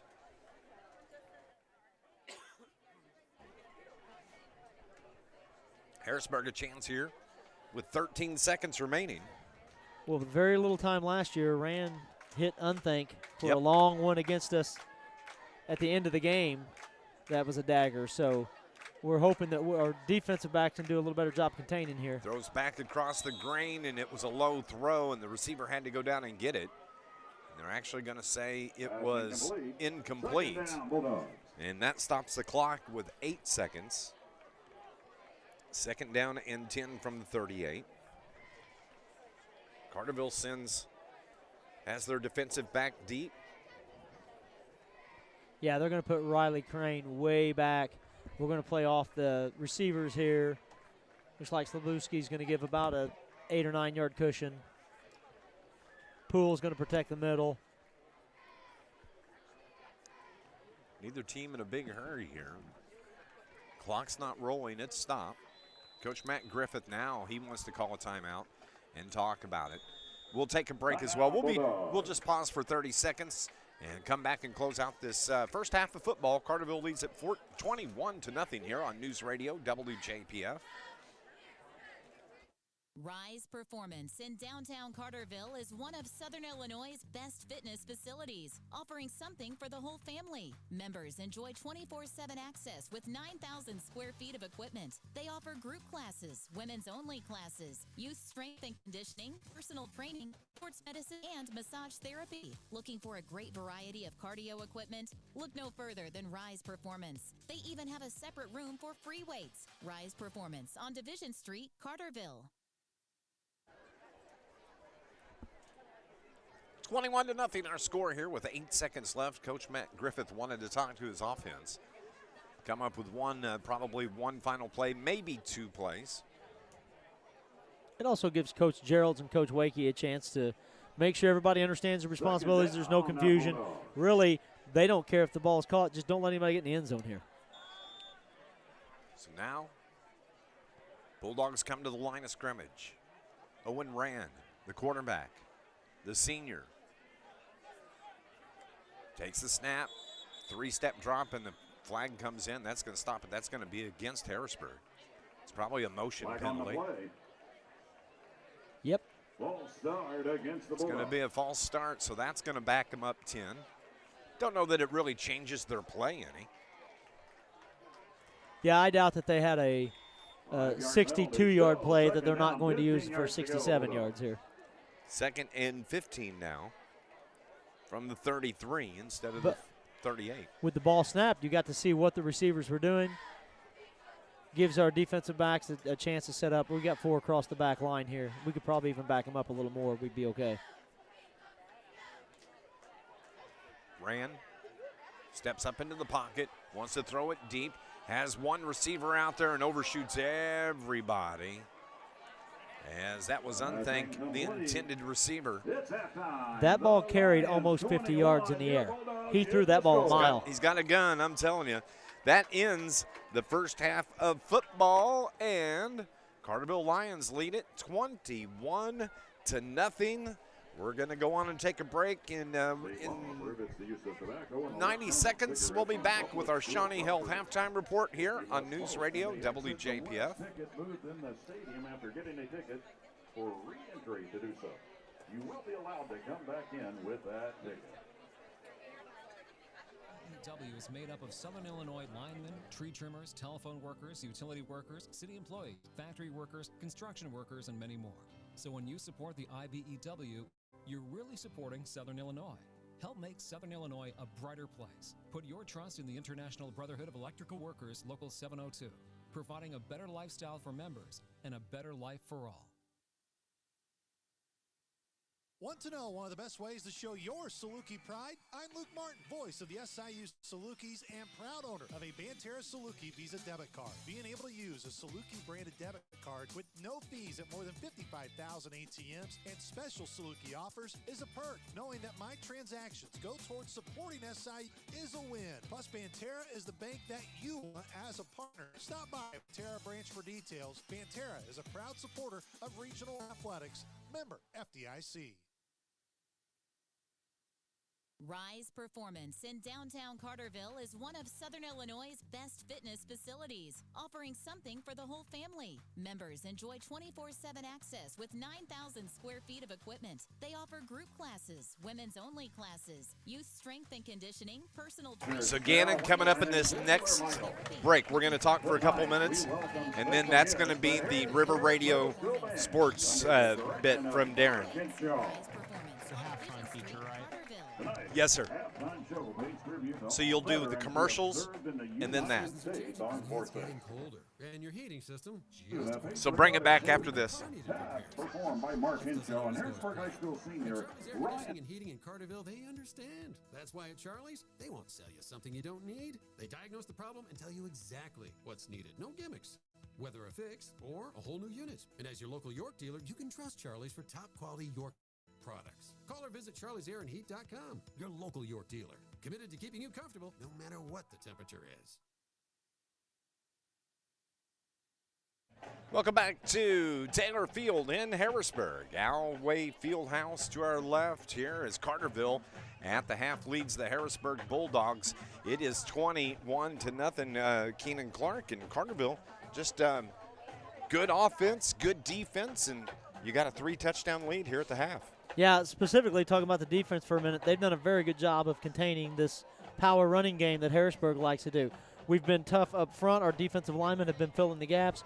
Our linebackers are hitting the gaps hard. When you got a team that wants to run for power, you've got to be powerful. And our linebackers, the Johnson brothers, have really done a good job of sticking them whenever they got there. And, you know, the defensive backs, they've minimized the big plays. There's not been a whole lot of big chunk yards that's come off the books here. So great job on our defense, because really whether we've got one point or 21, if they don't score, we're going to win this ball game. Things got started. Carterville got the kickoff as Harrisburg won the toss and they deferred. So they are going to get the ball to start play here in the third quarter. But Carterville, their first score came at the 2:12 mark of the first quarter, the 25-yard touchdown run from Chance Myers. The extra point was no good, wide right, and Carterville led it 6-0. They forced Harrisburg to punt on their next possession and then came right back. It was Jonathan Myers that set up the touchdown, the second touchdown, as he carried the punt all the way down to the 5-yard line of Harrisburg, got down the near side and was able to get it down inside the 5. And what a return. Jonathan Miller's just gotten so much better on his returns from the beginning of the season to today. So I talked to Coach Towers a couple of days ago, and he said, you watch, he said, Jonathan Miller is going to bust. He's going to take one to the house. He's one of the best punt returners that we've had in a while, and he thinks that that potential is there every game. He said, you just wait. He just hasn't had that right break yet, but he's going to get there. And he just about got it into the end zone this time. He came up 5 yards short today, but he took it down to the 5, and it was actually Luke Johnson that punched it in from the 2. The 2-point conversion was good, making it 14-0 there with 20 seconds left. Carterville scored at the 7:17 mark of the second quarter, a 26-yard touchdown run as Chance Myers broke free out on the far sideline, utilized that speed, and beat everybody to the end zone. The extra point was good, and that's where we stand 21-0. Yeah, we're running the ball well on the exterior, on the outside, and when they get vertical, somebody like Chance, he's hard to bring down. Yeah, absolutely. 21-0 is our score. And when we return here on our Shawnee Health Halftime Report, you are going to get the halftime report with Darren Kennard. It's been a busy week in high school sports. Of course, golf postseason is taking place. We got high school football, soccer's going on, and Darren's going to give you a recap of everything coming up in about 90 seconds here on our Shawnee Health Halftime Report on News Radio WJPF. As a parent, you want the best care for your family, and at Shawnee Health, we provide just So do 3 commercials here, the halftime with Darren, and then do 3 commercials after that, and you'll bring it back to us after that. Comprehensive care for every member. Okay, sounds good. Thanks, bub. Newborns to grandparents. Whether it's checkups, managing conditions, or sports physicals, our Carterville team is here. Everything okay on your end? Call to schedule an appointment. Yeah, we're good. Just I had to get that Johnny Logan commercial out and the new one in. Okay, good. Montgomery's Place in Carterville is your place for taking a quick lunch break, a craft dinner experience with a relaxing atmosphere, or a Saturday brunch spot. It's Montgomery's Place. Their menu offers full breakfast options and hot and cold espresso drinks. Ask about their weekly dinner specials Thursday through Saturday. Their full bar and signature cocktails makes Montgomery's Place the perfect place for your next private party or event. Proud to be a longtime Carterville Lions booster. Montgomery's Place on South Division Street. Bank with people you know, who know and love Southern Illinois. First Southern Bank is a community bank that cares for and gives back to the communities we serve. Locally owned, local people, local decisions, and locations throughout Southern Illinois to serve you. First Southern Bank, community banking at its best. Member FDIC, equal housing lender. Visit First Southern Bank at firstsouthernbank.net.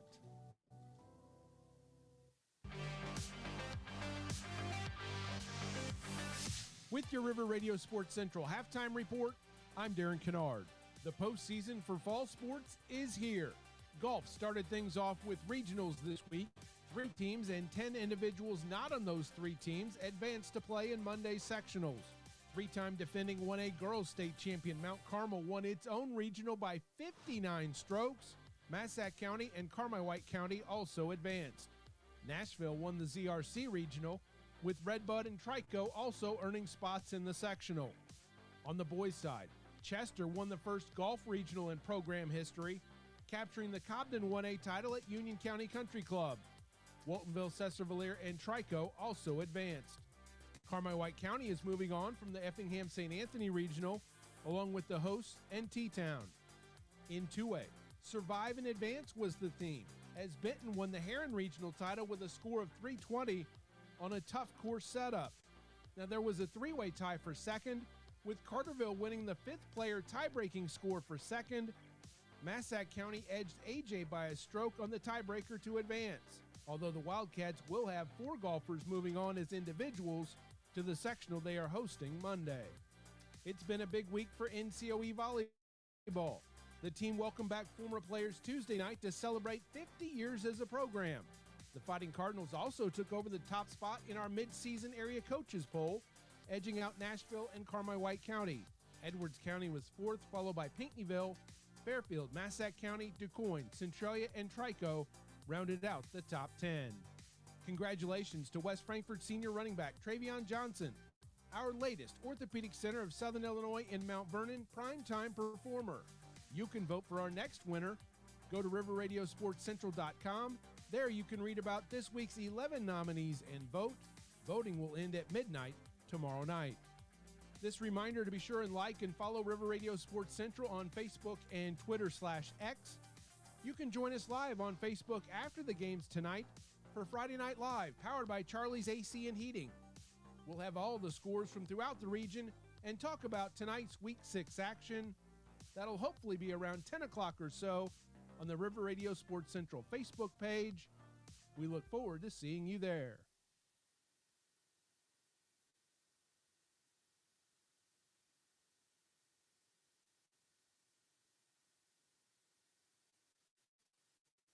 The Bank of Heron has been serving Southern Illinois since 1937, offering everything from checking and savings accounts to loans and a full-service trust department.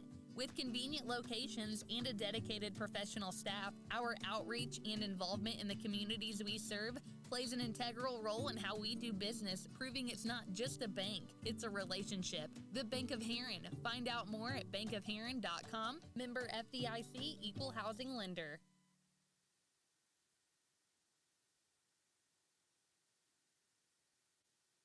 Don't let the name fool you. The International Brotherhood of Electrical Workers Local 702 represents more than just electricians. The IBEW is made up of Southern Illinois linemen, tree trimmers, telephone workers, utility workers, city employees, factory workers, construction workers, and many more.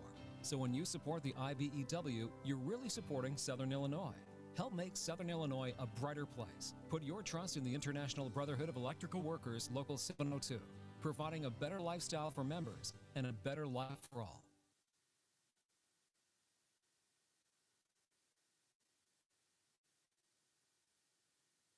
The seasons are changing, and it's getting Okay, you can bring it back after this one. System just quit.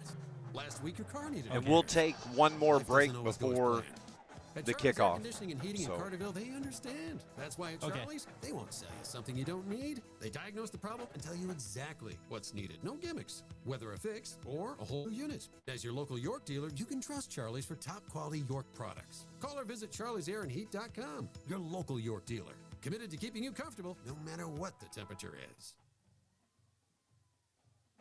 Welcome back to Taylor Field in Harrisburg here on our Shawnee Health Halftime Report. Shout out to the Harrisburg Bulldog Marching Bulldogs here at halftime. It's Military Appreciation Night and touching tribute here at halftime that they did, and just a nice job by the Marching Bulldogs here at halftime. That was awesome. They had their middle school and high school band flags, and I counted there had to have been at least 120 students out on the field performing tonight for this program that they had. So they did a really, really good job. Outstanding job here on our Shawnee Health Halftime Report. Carterville leads at 21-0. Let's look at scores from around Southern Illinois. We'll start first in the Mississippi division of the River to River. A tight one in DuQuoin. The Indians lead at West Frankfort 7-6 at the half. It is Anna Jonesboro and Pinckneyville, they are tied at 14 at the half, and that does it for the Mississippi division. On the Ohio division, Heron leads Massac County 14-0. That's a halftime score, and of course our score 21-0. Lions on top of the Bulldogs. Looking at South Severn play tonight, Cahokia leads Mount Vernon at the half 6-0. Centralia leads Marion 14-7. That's a halftime score, and no score Granite City and Carbondale being reported. Black Diamond Conference action tonight. Cesar leads Edco. Edwards County 22-0. Johnston City all over Hamilton County 38-30. Carmi-White County leads CZR 32-21, and no score being reported between Edwards County and Cesar-Valier. Looking at Cahokia Conference play tonight, Chester leads Carlisle 28-0. Redbud over Dupo, 21-7. Westland leads Sparta, 21-0. Roxana leads Freeburg, 12-3, and Central leads Salem Wildcats, 35-0. No score being reported Columbia with East Alton Wood River. No score being reported from Mater Dei Marquette. So Carterville here at the half. The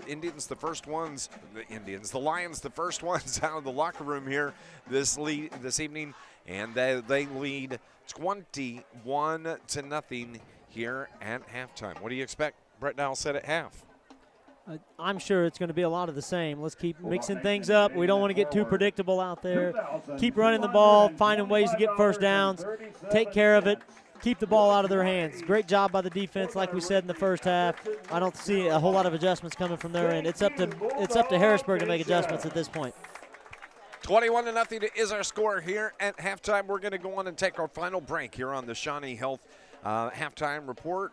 And when we return in 90 seconds, we'll have second half action. Lions are up by 3 touchdowns, 21-0 here on News Radio WJPF.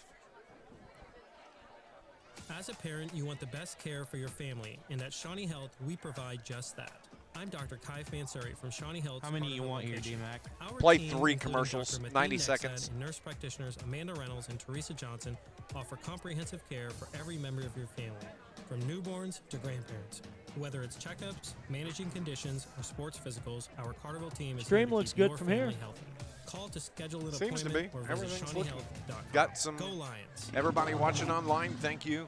If you've sent me a message, everything seems like it's working fine. Carterville is one of Southern Illinois' best fitness Howdy. facilities, offering something for the whole family. Members enjoy 24/7 access with 9,000 square feet of equipment. They offer group classes, AJ Peeneyville scores a little bit interesting. Need AJ to come out of that. It's an extra playoff point. Yes, absolutely. Looking for a great variety of cardio equipment? Look no further than Rise Performance. They even have a separate room for free weights. Rise Performance on Division Street, Carterville. Bank with people you know, who know and love Southern Illinois. First Southern Bank is a community bank that cares for and gives back to the communities we serve. Locally owned.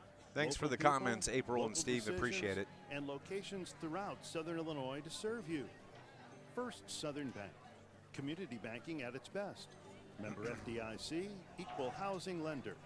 Visit First Southern Bank at Stream looks good, Dave. I got it pulled up here, too. Good. Welcome back to Taylor Field. Dave McKenzie and Keenan Clark with you here on this Friday night. Of course, Carterville Lions been road warriors the last 3 weeks, and we got one more road game coming up next week at Massac County. And then we get to finish up the regular season. Murfreesboro will come to town coming up December 18th, and on the 25th, Anna Jonesboro. And you said, Anna Jonesboro and Pinckneyville in a tight one right now. Yeah, the last road game next week at Massac, and after tonight, there's just 3 games left. We're going to get a chance to get off the New Columbia Big Bay exit there on 24 That's down to Massac County High School. Yep. Well, Forward my to last that trip drive. coming home that way was during basketball season, and I hit what I thought was a raccoon, and it turned not. It was a beaver. Oh, wow. It took out a chunk of my grill on my car, but it was like 11 o'clock at night, and I didn't really stop. The car wasn't running bad, so I just kept on chunking home. And but yeah, driving back through the next day, I saw him laying there on the side of the road, and that was it. Hey, Carterville, look, the last 3 weeks, man, their offense really has kind of come around. Yeah, it's starting to click a little bit. Again, as a coach, you start to figure out what works and what doesn't work. And when you've got the right personnel, last year I felt like this was the game where we stopped peaking and started to decline a little bit as far as what we were accomplishing, and now it's starting to hit. Absolutely. So both teams are about ready to go. They're trying to get the crowd pumped up here at Harrisburg. They got the music pumping and trying to get things riled up here on the near sideline. Of course, we have a new location outside of the press box where we're calling from tonight. We're at the top of the bleachers here on the Harrisburg side. I can hear the music and feel it. Yes, absolutely. It's coming through the chair, yeah. I also forgot to mention we have our junior high baseball and softball teams going to the state tournament again to defend their. I failed to mention that as They each well. have state titles to defend on the line, both the boys baseball and the girls softball. Coach Ashton and Coach Kier do a great job with those programs. So they're going to go to Centralia tomorrow and try to take that next step. Well, good luck to them. Good luck. Bring home those state titles once again. So we have a strong junior high baseball softball program, and they do such a good job. So Carterville going to kick things away here to start things in this second half as Keith Layson goes out to tee up the football. And Harrisburg is going to get the ball to start play here in the third. They trail by 3 touchdowns. It's 21-0.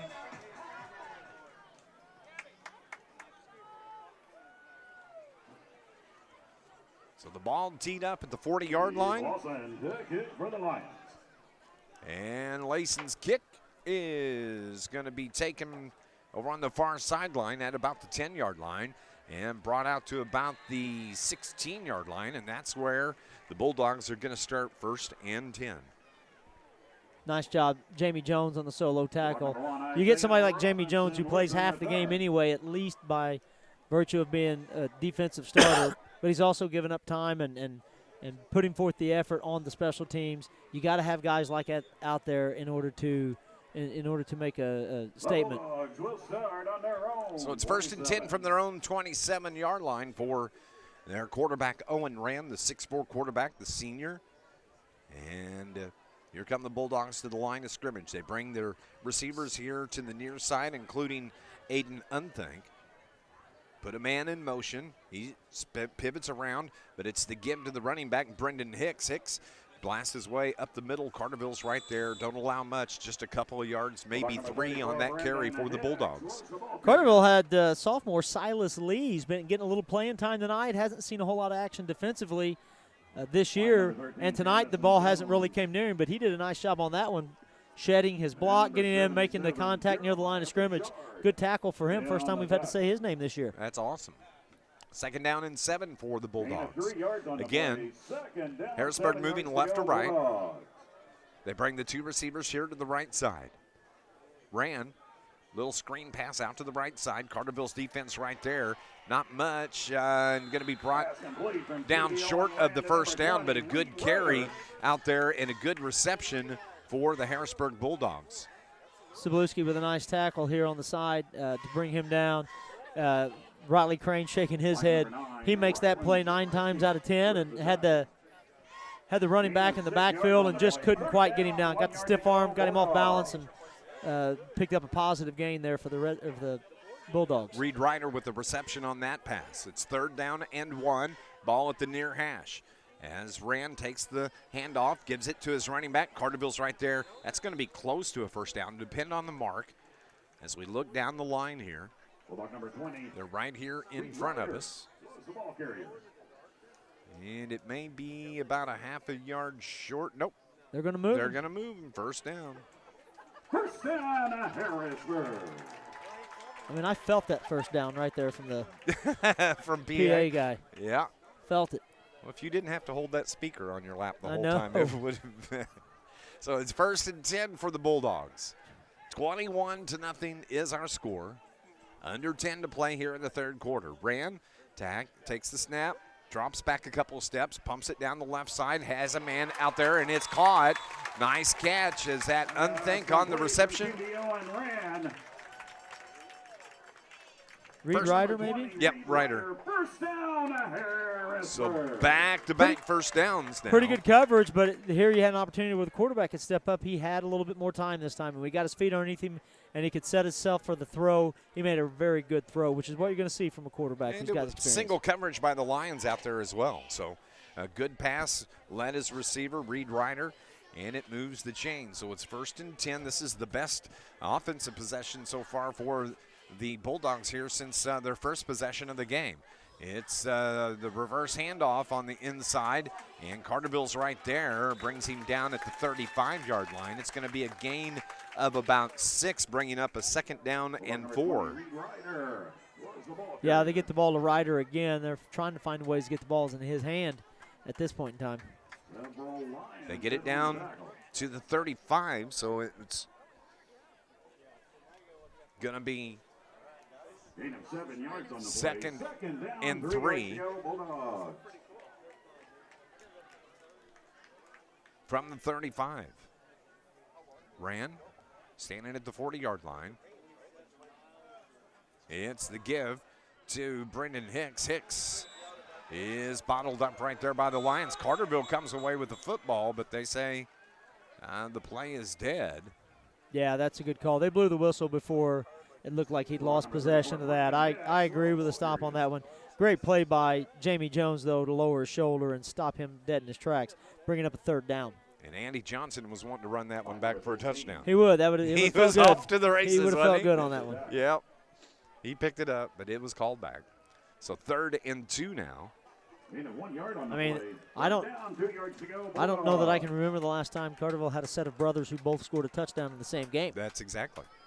Somebody let me know if that's happened. Just reach out and let me know. Yeah, absolutely. So it's 3rd and 2.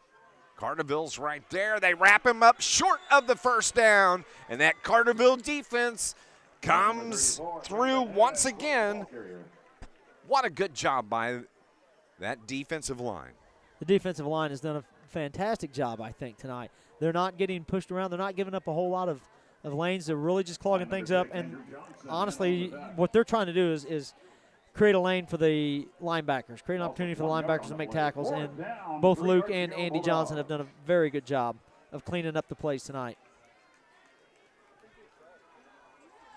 So they're going to go for it in Carterville territory at the 35. It is 4th down and 3 officially from the 35.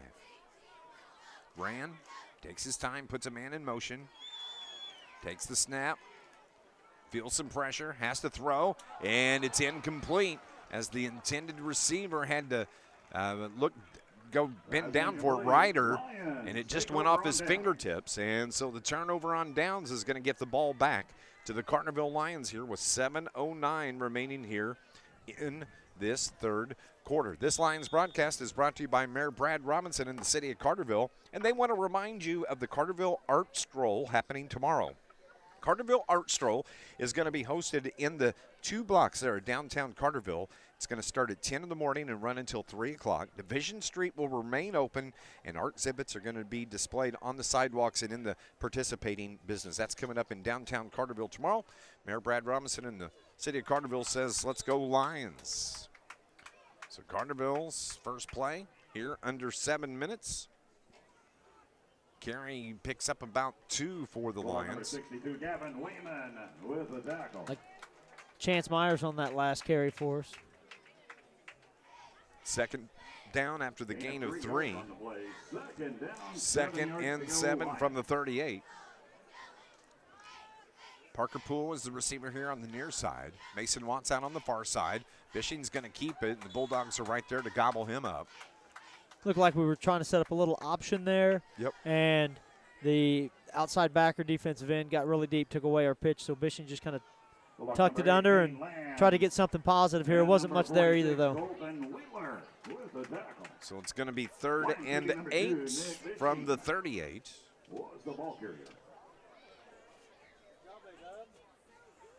Loss of 1 yard on the play. 3rd down, 8 yards to go, Lions.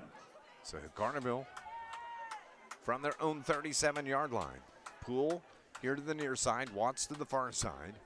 Chance Myers, the running back. Crane in motion, left to right. Slides down the line of scrimmage. Bishing feels some pressure, just flips it out, and the ball is caught here by the Carterville Lions on the reception for Carterville, Malachi McGee. And he gets it out. It's going to be about 3 yards short of the 1st down. Those long situations that Carterville's been in, 3rd and long, 4th and long, the Bulldogs have been bringing a lot of pressure on that, forcing him to get rid of the ball early. And that time he really didn't have anything but to check down to McGee. Nice catch by Malachi, but too many yards to go when he got the ball. Jamie Jones set to punt. Harrisburg sends 2 back deep. Jones the snap, gets the kick away. Good pressure though. And Harrisburg's going to have decent field position as they mark it at the 35-yard line. This Lions broadcast is brought to you by IBEW Local 702, a proud supporter of Lions sports. IBEW Local 702, dedicated to providing a better lifestyle for members and a life for all. Bulldogs get the ball back here with 5:07 remaining here in the third quarter. Don't give up the long pass. Force Harrisburg to put together a drive. Our defense, as we've been moving along, not just this season, but specifically in this game, has done a very good job of making the adjustments, forcing teams to take 3-4 shots to get to the first down. The more times that Harrisburg has to snap the ball and run a play, the more likely something bad can happen for them. They're moving left to right. They have it at their own 35-yard line. 1st and 10. Ran a two-step drop, throws it across the middle. His man was right there. Good coverage, but it was incomplete, and it was intended for Aiden Unthink. And good coverage there by that Carterville Lions defense. Yeah, nice job of the defensive backfield. They understand the same thing. Just don't give up the big play. Keep it out in front of you. As long as the ball's in front of you, then it's going to take a long time for Harrisburg to mount this comeback. So, Bulldogs break the huddle. 2nd down and 10 now. They send those two receivers to the far side. But on the end around and the handoff to Reed Ryder, Carterville stacks him up after a short gain of a couple. So it's going to be 3rd down and about 8 from the 37-yard line. Carterville's going to switch it out. They're going to send Bouchard and Evan Berry out, bring in a couple new fresh guys on the defensive line. It's 3rd and long. I'm going to guess they got some pass rushers here. They're going to try to get to the quarterback quickly here. 4.5 minutes remaining here in the third quarter. It's 3rd and 8 from the 37. It would be nice if the Lions could get another defensive stop here. Rand, the quarterback, claps his hands, sets the play, throws the screen out to the left side. Carterville's right there, and he's not going to get the first down. Reed Ryder on the reception. It's a good job, very, very quick explosion there. Braden Brown, also another sophomore, getting a little bit of defensive playing time. Tonight's a good night to get to him a little experience. Came off the end, put some pressure on, forced him to get rid of the ball quickly. Carterville's going to get the ball back via the punt, it looks like. So Carterville forced Harrisburg into a punting situation here. 4th and 5. Jonathan Miller, the deep back for the Lions, back at the 25-yard line, 26-yard line. Good snap, and the kick is away. Good kick. Miller comes over, lets it hit the turf in front of him, and Carterville picks it up on the return for Carterville. That is Jamie Jones that took it on the hop, circled back around. I'm not sure that the coaches, when he gets to the sideline, are giving him a good pat on the helmet for that one. I think they're going to say, just get out of the way. The ball was actually bouncing in the Carterville positive direction. Jamie just saw it there and thought, you know what, I'll take a shot at it. He doesn't get to run the ball very often, so why not? So why not? Yep. 3:22 remaining here in the third. And the Lions have the football. He probably felt like it was worth it. 1st and 10 from their own 22. The Lions will start on their own 22. Something else we're doing, I see right here, we've got split out on this side. We've got Drake Cappy. We got to get guys like Watson, or go ahead. Inside handoff up the middle by Cozy. Pops it out to about the 30-yard line. It's going to be a couple of yards short of the first down, bringing up 2nd down and 8. You got to get guys like Poole and Crane, Watts sometimes. You got to get those guys a break. And so Drake Cappy comes out here, and he's going to spell, give you a play off, let those guys catch their breath for a second. And, you know, I talked to Coach Dial today. He was bragging on Coach Drake. He said he can make plays. He said, we haven't got a spot for him yet, but you watch. He's going to be a ball player here. Well, but, you know, like we saw last year, as you get further into the season, some injuries can start to accumulate. And once you get toward the playoffs, you may need some of these guys to step up. Yeah, and I think they've done a really good job of platooning. And Carterville stacked up in the backfield. Loss on the play is going to lose about 1 yard on the carry by Cozy. Got good penetration from that defensive line. There was a platoon of camouflage jerseys, taking him down on that one. There was nowhere to go for Amon Cozy on that play. I think that may have been Gavin Wayman defensively that was in there. So it's 3rd down and 3 from the 29. Still a manageable 3rd down. A good first down here is going to keep the ball until the quarter. Bish takes the snap, quick pitch. That is Chance Myers. Has the first down and more down the far sideline before stepping out of bounds. And that's going to move the chains and keep the drive going. We have not mentioned. We got a late flag, too, by the way. Yep, that'll probably be a sportsmanlike, wouldn't you think? Flag on the play. When it comes in that late? Yeah, something's happened over on the sideline. We haven't talked about last week the Carterville Lion that got hurt. Yeah. And Carson Banks? Carson. And just to let you know, he was carted off by the ambulance there in St. Joe, but it turned out he was okay. He got out of the hospital later that night. And he's not playing tonight, just giving him another week of rest. But we're thankful for that. But he's here, and he looks good. He's getting around, and he's doing fine. Yeah. But no need to rush him back out there. So that was good news. We'll see what the flag is going to be. It's in the spot of personal foul, unsportsmanlike, against Harrisburg. Unsportsmanlike conduct against the Bulldogs. That might be their first penalty on the night. I think it is. That's only the 3rd penalty, I think, of the game. So tack 15 yards on it. Carterville has it out at midfield.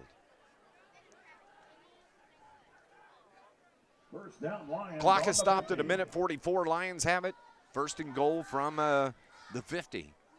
Bishing, 2 receivers over to the far side. Now Crane joins them on the end of the line of scrimmage on the far side. Myers right up the gut, and he was just dropped right there short of the 50, about the 49. He was dropped. I don't think that anybody from Harrisburg hit him. I think he ran into Riley Crane. Crane was looking to turn somebody in, and as his body came around, I think when you see that one later on, that no one from Harrisburg gets credit for that tackle. Well, whoever it was hit him hard because he hit the dirt hard. Riley's a big fella. Yeah, he is. 49-yard line, a loss of 1. There's 70 seconds remaining here in the 3rd quarter. Carterville leads this game 21-0. Trying to improve to 4-2. Harrisburg came in 4-1 on the season. Their 1 loss to DuQuoin. I believe that was a week 2 loss, if I remember right. Myers trying to get to the outside, and there's nothing there. Good pursuit. Harrisburg defense stretches out the run and wait for the troops to come in, and they bring Chance Myers down behind the line of scrimmage. So it's actually a loss of 2 here. Well, it looks like the play clock is about 2 seconds shorter than the actual game clock. So Carterville is going to have to snap the ball again. Line number 40, Chance Myers. So it's 3rd down and 13. I was hoping a 2. I was hoping they were going to take the time, get that ball set so that Carterville didn't have to snap the ball, just take your 21-0 lead into the 4th, but they are going to have to snap it. With under 10 to play here. 3rd and long. It's an important play. Yeah, 3rd and 13. Snap, throw. Oh, could have been picked off, could have been caught. Parker Poole, the intended receiver, hit off his hands, but it's incomplete, and that ends the 3rd quarter. We're going to head to the 4th quarter, and we'll be back in 60 seconds. The Lions lead it 21-0 here on News Radio WJPF. End of the 3rd quarter, the Lions 21, your Bulldogs. John A. Logan College is proud to support area high schools in the classroom and on the playing field. John A. Logan offers high school students the opportunity to earn college credit while in high school. Students can get a jump start on their college careers while saving money. After high school, students can easily transition to one of the college's career 60, please. Programs or a traditional baccalaureate transfer program. No matter your path, you'll know why everyone says, why would you go anywhere else? Good luck this season and visit jalc.edu. Don't let the name fool you. The International Brotherhood of Electrical Workers, Local 702, represents more than just electricians. IBEW is made up of Southern Illinois linemen, tree trimmers, telephone workers, utility workers, city employees, factory workers, construction workers, and many more. So when you support the IBEW, you're really supporting Southern Illinois. Help make Southern Illinois a brighter place. Put your trust in the International Brotherhood of Electrical Workers, Local 702, providing a better lifestyle for members and a better life for all.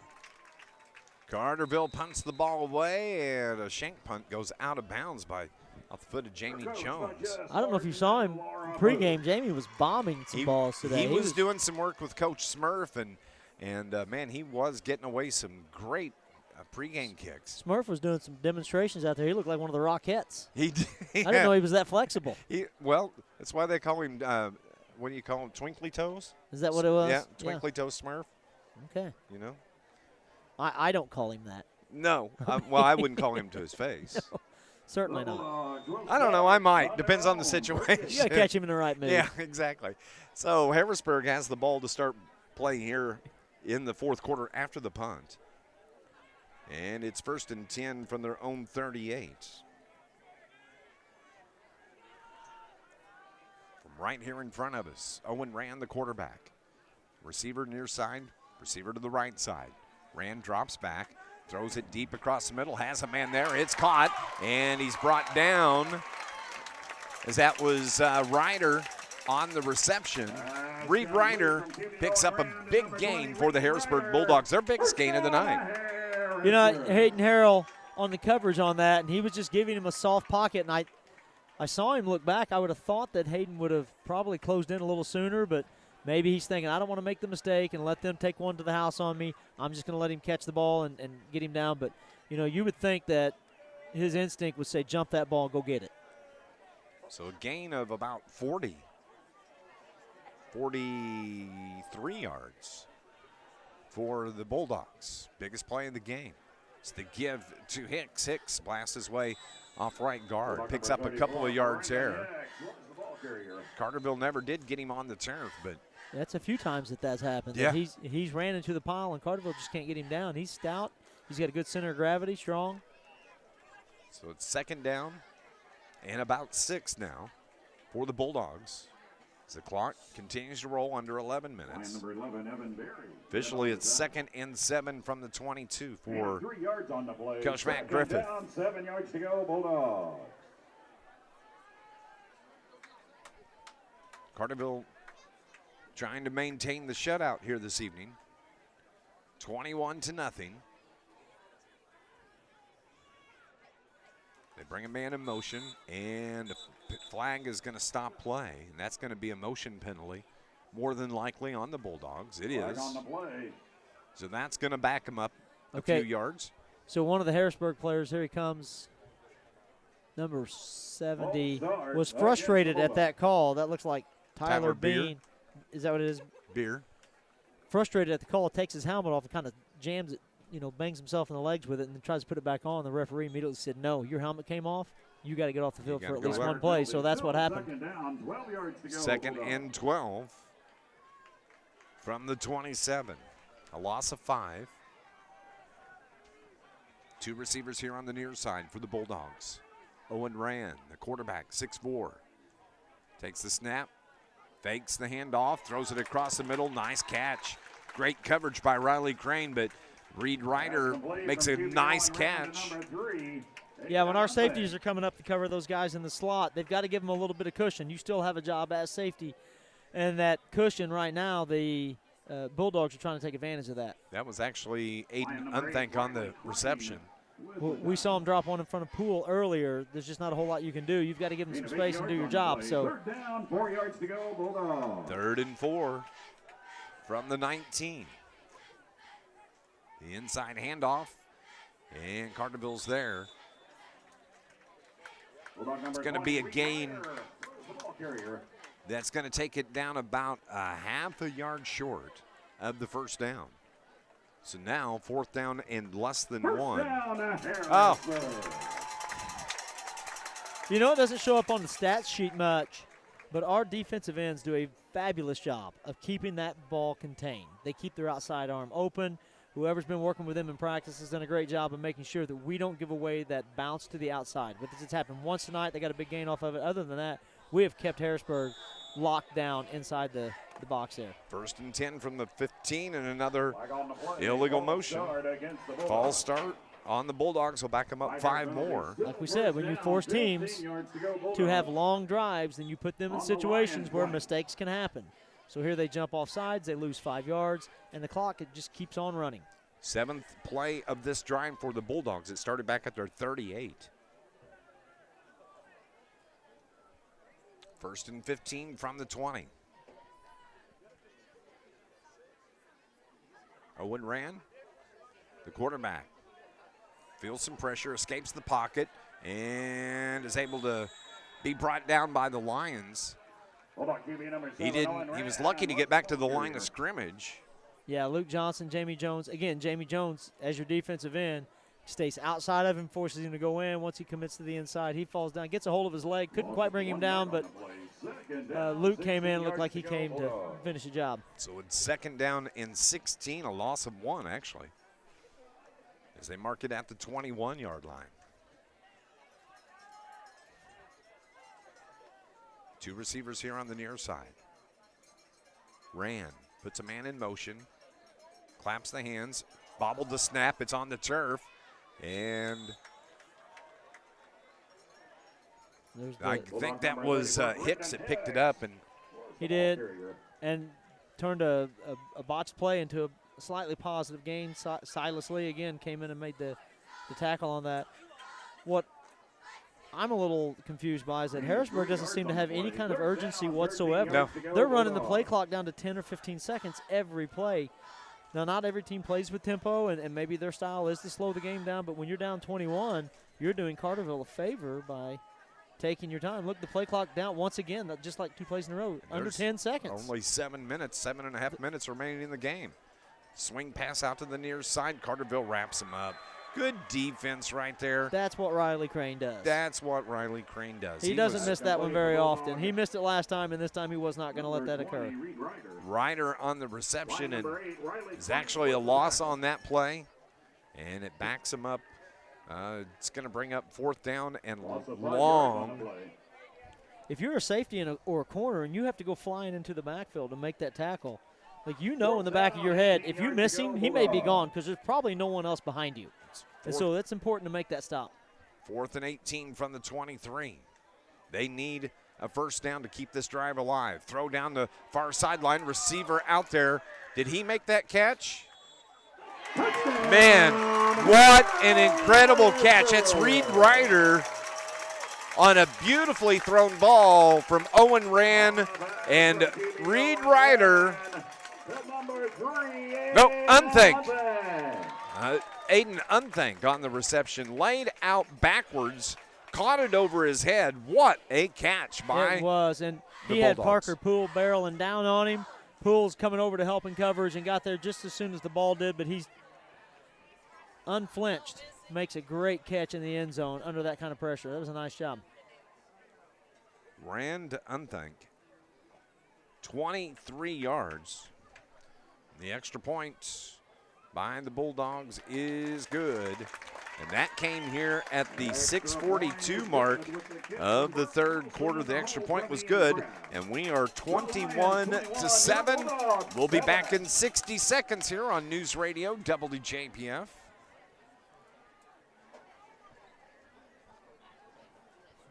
At the Bank of Heron, we know the recipe for success begins with the right ingredients. So we've taken services like mobile banking and teen debit accounts, added in helpful employees and a full trust department, and topped it off with a commitment of service to our communities. Put it all together, and it's clear why the Bank of Heron is a leader in the communities we serve. Community strong, the Bank of Heron, it's not just a bank, it's a relationship. Member FDIC, Equal Housing Lender.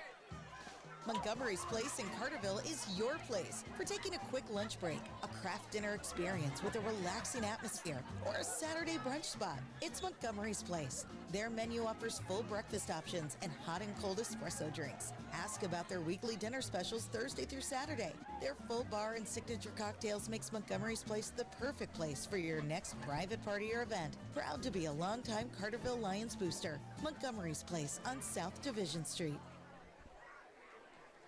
21-7 is our score here in the fourth quarter, 6:42 remaining. Carterville's going to get the ball back after the kickoff. A great catch from Aiden Unthank for the Harrisburg Bulldogs. Cuts the lead 21-7, busting up the gut. Once again, that is Harrell on the return for the Lions, and if he hadn't got tripped up, he may have been gone. He did. It was a little unconventional. Carterville had 10 players right inside the 50-yard line.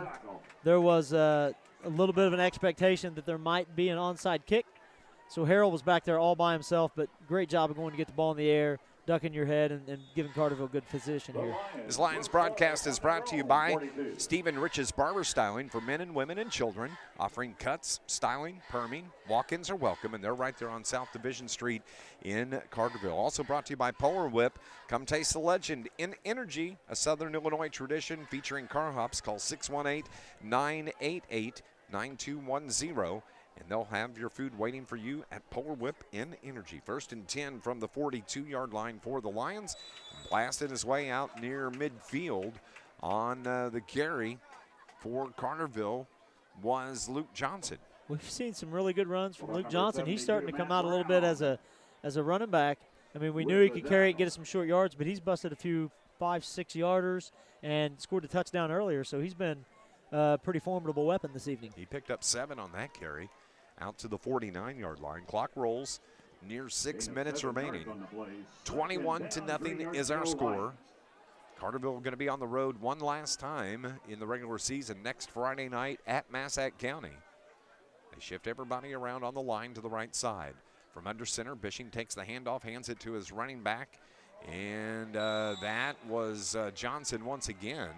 He was wrapped up and just barrel rolled himself out past the line of scrimmage. Going to move the chains. Now Carterville's going to hopefully play the game where they're going to run that play clock down. If they want, they don't have to snap this ball until under 5 minutes. They carry it down on the run by Johnson down to the 46-yard line. Moves the chains. Down Lions on the Bulldog, 46.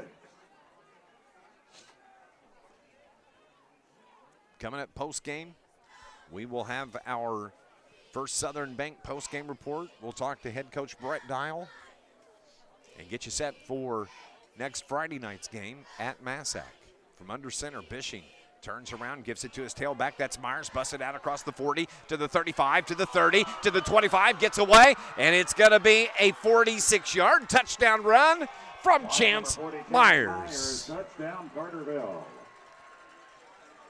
Same thing they've been doing. They've been handing the ball. They've been shifting the offensive line to one side, running it back to the weak side, hoping they can catch a little bit of a seam against the weaker side of the defense there, and that one paid off. 46-yard carry by Chance Myers as he broke it off tackle and takes it in for the Lions. They lead at 27-0, pending the extra points. Excuse me, 27-7. There we go. We haven't seen that all year. We got the other team to jump off sides on the that's the first time. Last year it happened every game. Felt like it every game. 27-7 here. 4:55. They'll bump it up about a yard and a half. Wason on for the extra points. Snap. Kick.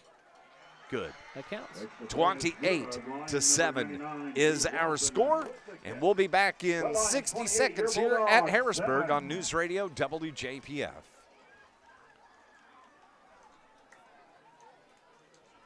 At the Bank of Heron, we know the recipe for success begins with the right ingredients. So we've taken services like mobile banking and teen debit accounts, added in helpful employees and a full trust department, and topped it off with a commitment of service to our communities.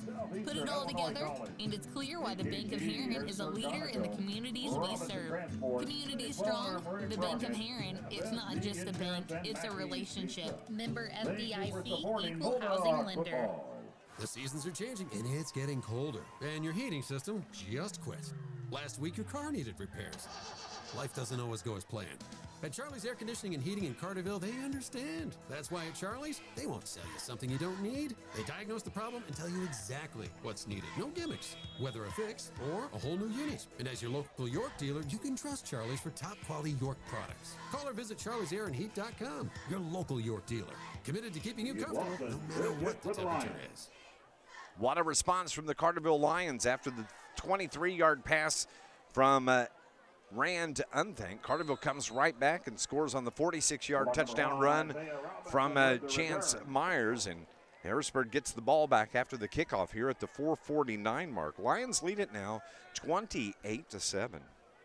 Yeah, we've seen a lot of contributions from guys tonight, but you still got to count on Chance Myers. He can make plays anytime. Very, very good run, good finish, punctuation on that one. Parker Goddard on the tackle there for the kickoff team on that one. Nice kick by Layson again. And yeah. It's going to force Harrisburg to go a long way to score this next one. And we have a timeout that is called by the Carterville Lions. With 4:49 remaining, we'll be back in 60 seconds. Lions lead it 28-7 on News Radio WJPF.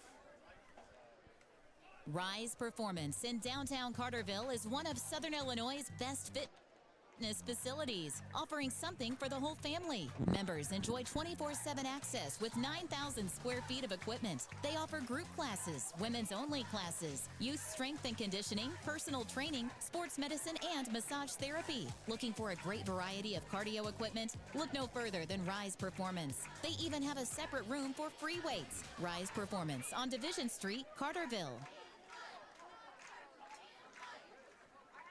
John A. Logan College is proud to support area high schools in the classroom and on the playing field. John A. Logan offers high school students the opportunity to earn college credit while in high school. Students can get a jump start on their college careers while saving money. After high school, students can easily transition to one of the college's career and technical education that helps programs us. Or yes. a traditional baccalaureate transfer program. No matter your path, you'll know why everyone says, why would you go anywhere else? Good luck this season and visit jalc.edu. Welcome back to Harrisburg High School, Taylor Field. Dave McKenzie and Keenan Clark with you. 1st and 10 for the Bulldogs. Under 5 to play. It's the pass across the middle, and it's going to move the chains and out to about the 45-yard line. Little inside screen, really good play. We haven't seen that all night. Just a little middle screen there, and took a big chunk of yards out. I'm sure Coach Geralds and Coach Wagey took advantage of that last time out to say, keep the ball in front of you. Make them take 6. If they come down and score, it's no big deal, but make them take 6 or 7 plays to do it. That'll run off 3 minutes from the clock. Reed Ryder on that reception. Ran, takes the snap, looks to throw again. A little bit of pressure, gets it away. Oh, almost picked off Carterville. Right there is Ryland Slabowski was there. Yep. Could have picked it off. Just a touch over his fingertips, though, I believe. But the main thing is force him to run another play. Yep. I'm sure that Coach Griffith in his huddle was telling his kids, we've got to have a little bit faster pace. When we run the ball and the clock is running, we cannot let the play clock tick down to 10, 9, 8 seconds before we snap the ball, because it's just going to run out of time. There's no time left in the game. We're at the 4:22 mark now. With 15 seconds on the play clock. 2 receivers, one near side, 1 to the far side.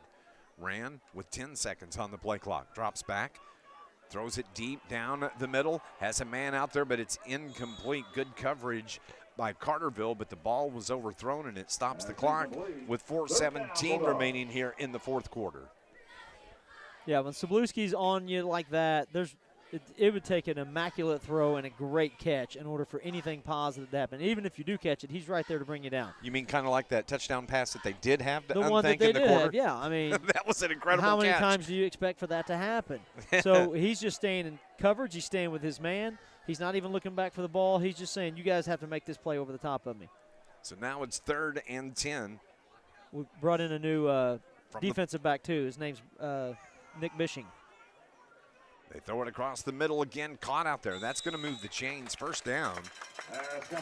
That's Ryder. Moves the chains. 1st and 10, keeps the drive alive for the Bulldogs.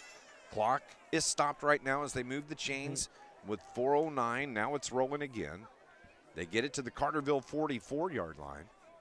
I mean, it's no secret. He can throw it. We saw him throw one 50 yards on a play late in the first half earlier. On the fly, yeah. Yeah, and so Carterville, again, we brought in Bishing. We brought in extra defensive back, trying to get a little bit more coverage. Like on the play, false start against it's going to be against the Harrisburg Bulldogs. False start's going to back them up. Down, 15 yards to go, Bulldogs. So that'll push them back to the 48 of Carterville.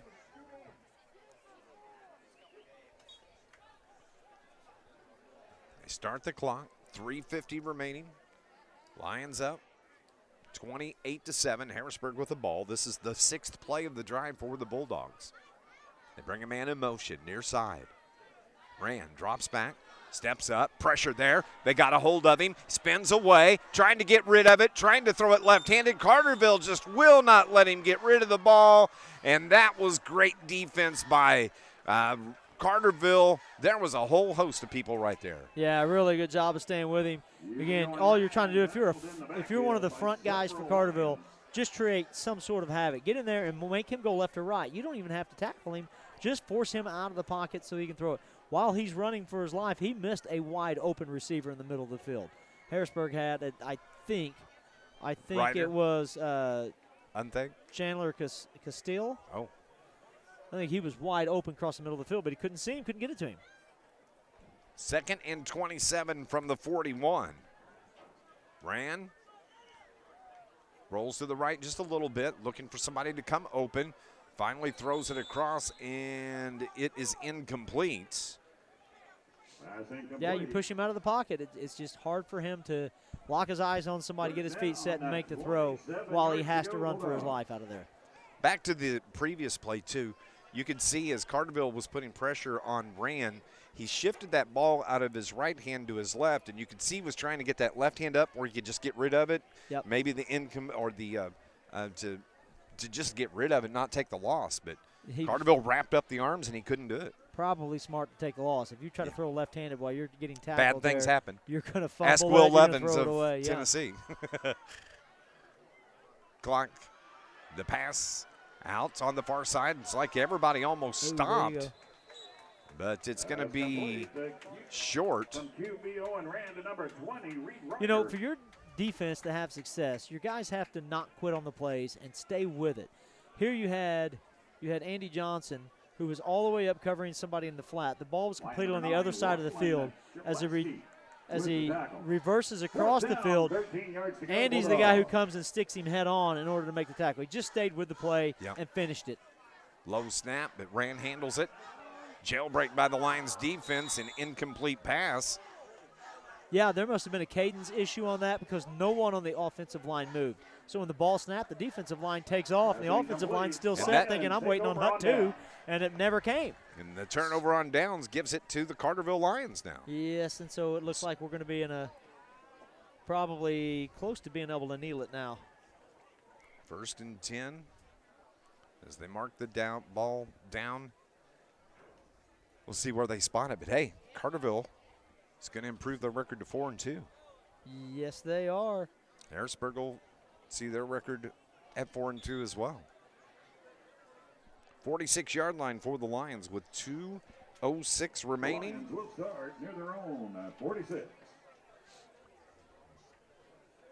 Carterville shifts around, strong side left. Bishing under center. Takes the snap, quick pitch to Amon Cozy. Cozy cuts it off, left tackle, out across midfield to about the 49-yard line. Nice little gain of about 4 for the Lions, bringing up 2nd down and 6.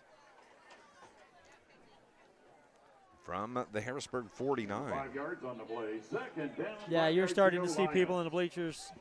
They're picking up their chairs, and they're getting ready to head to parking lot. There really isn't much here. This game is pretty much academic the rest of the way out. Carterville's going to run the play clock all the way down.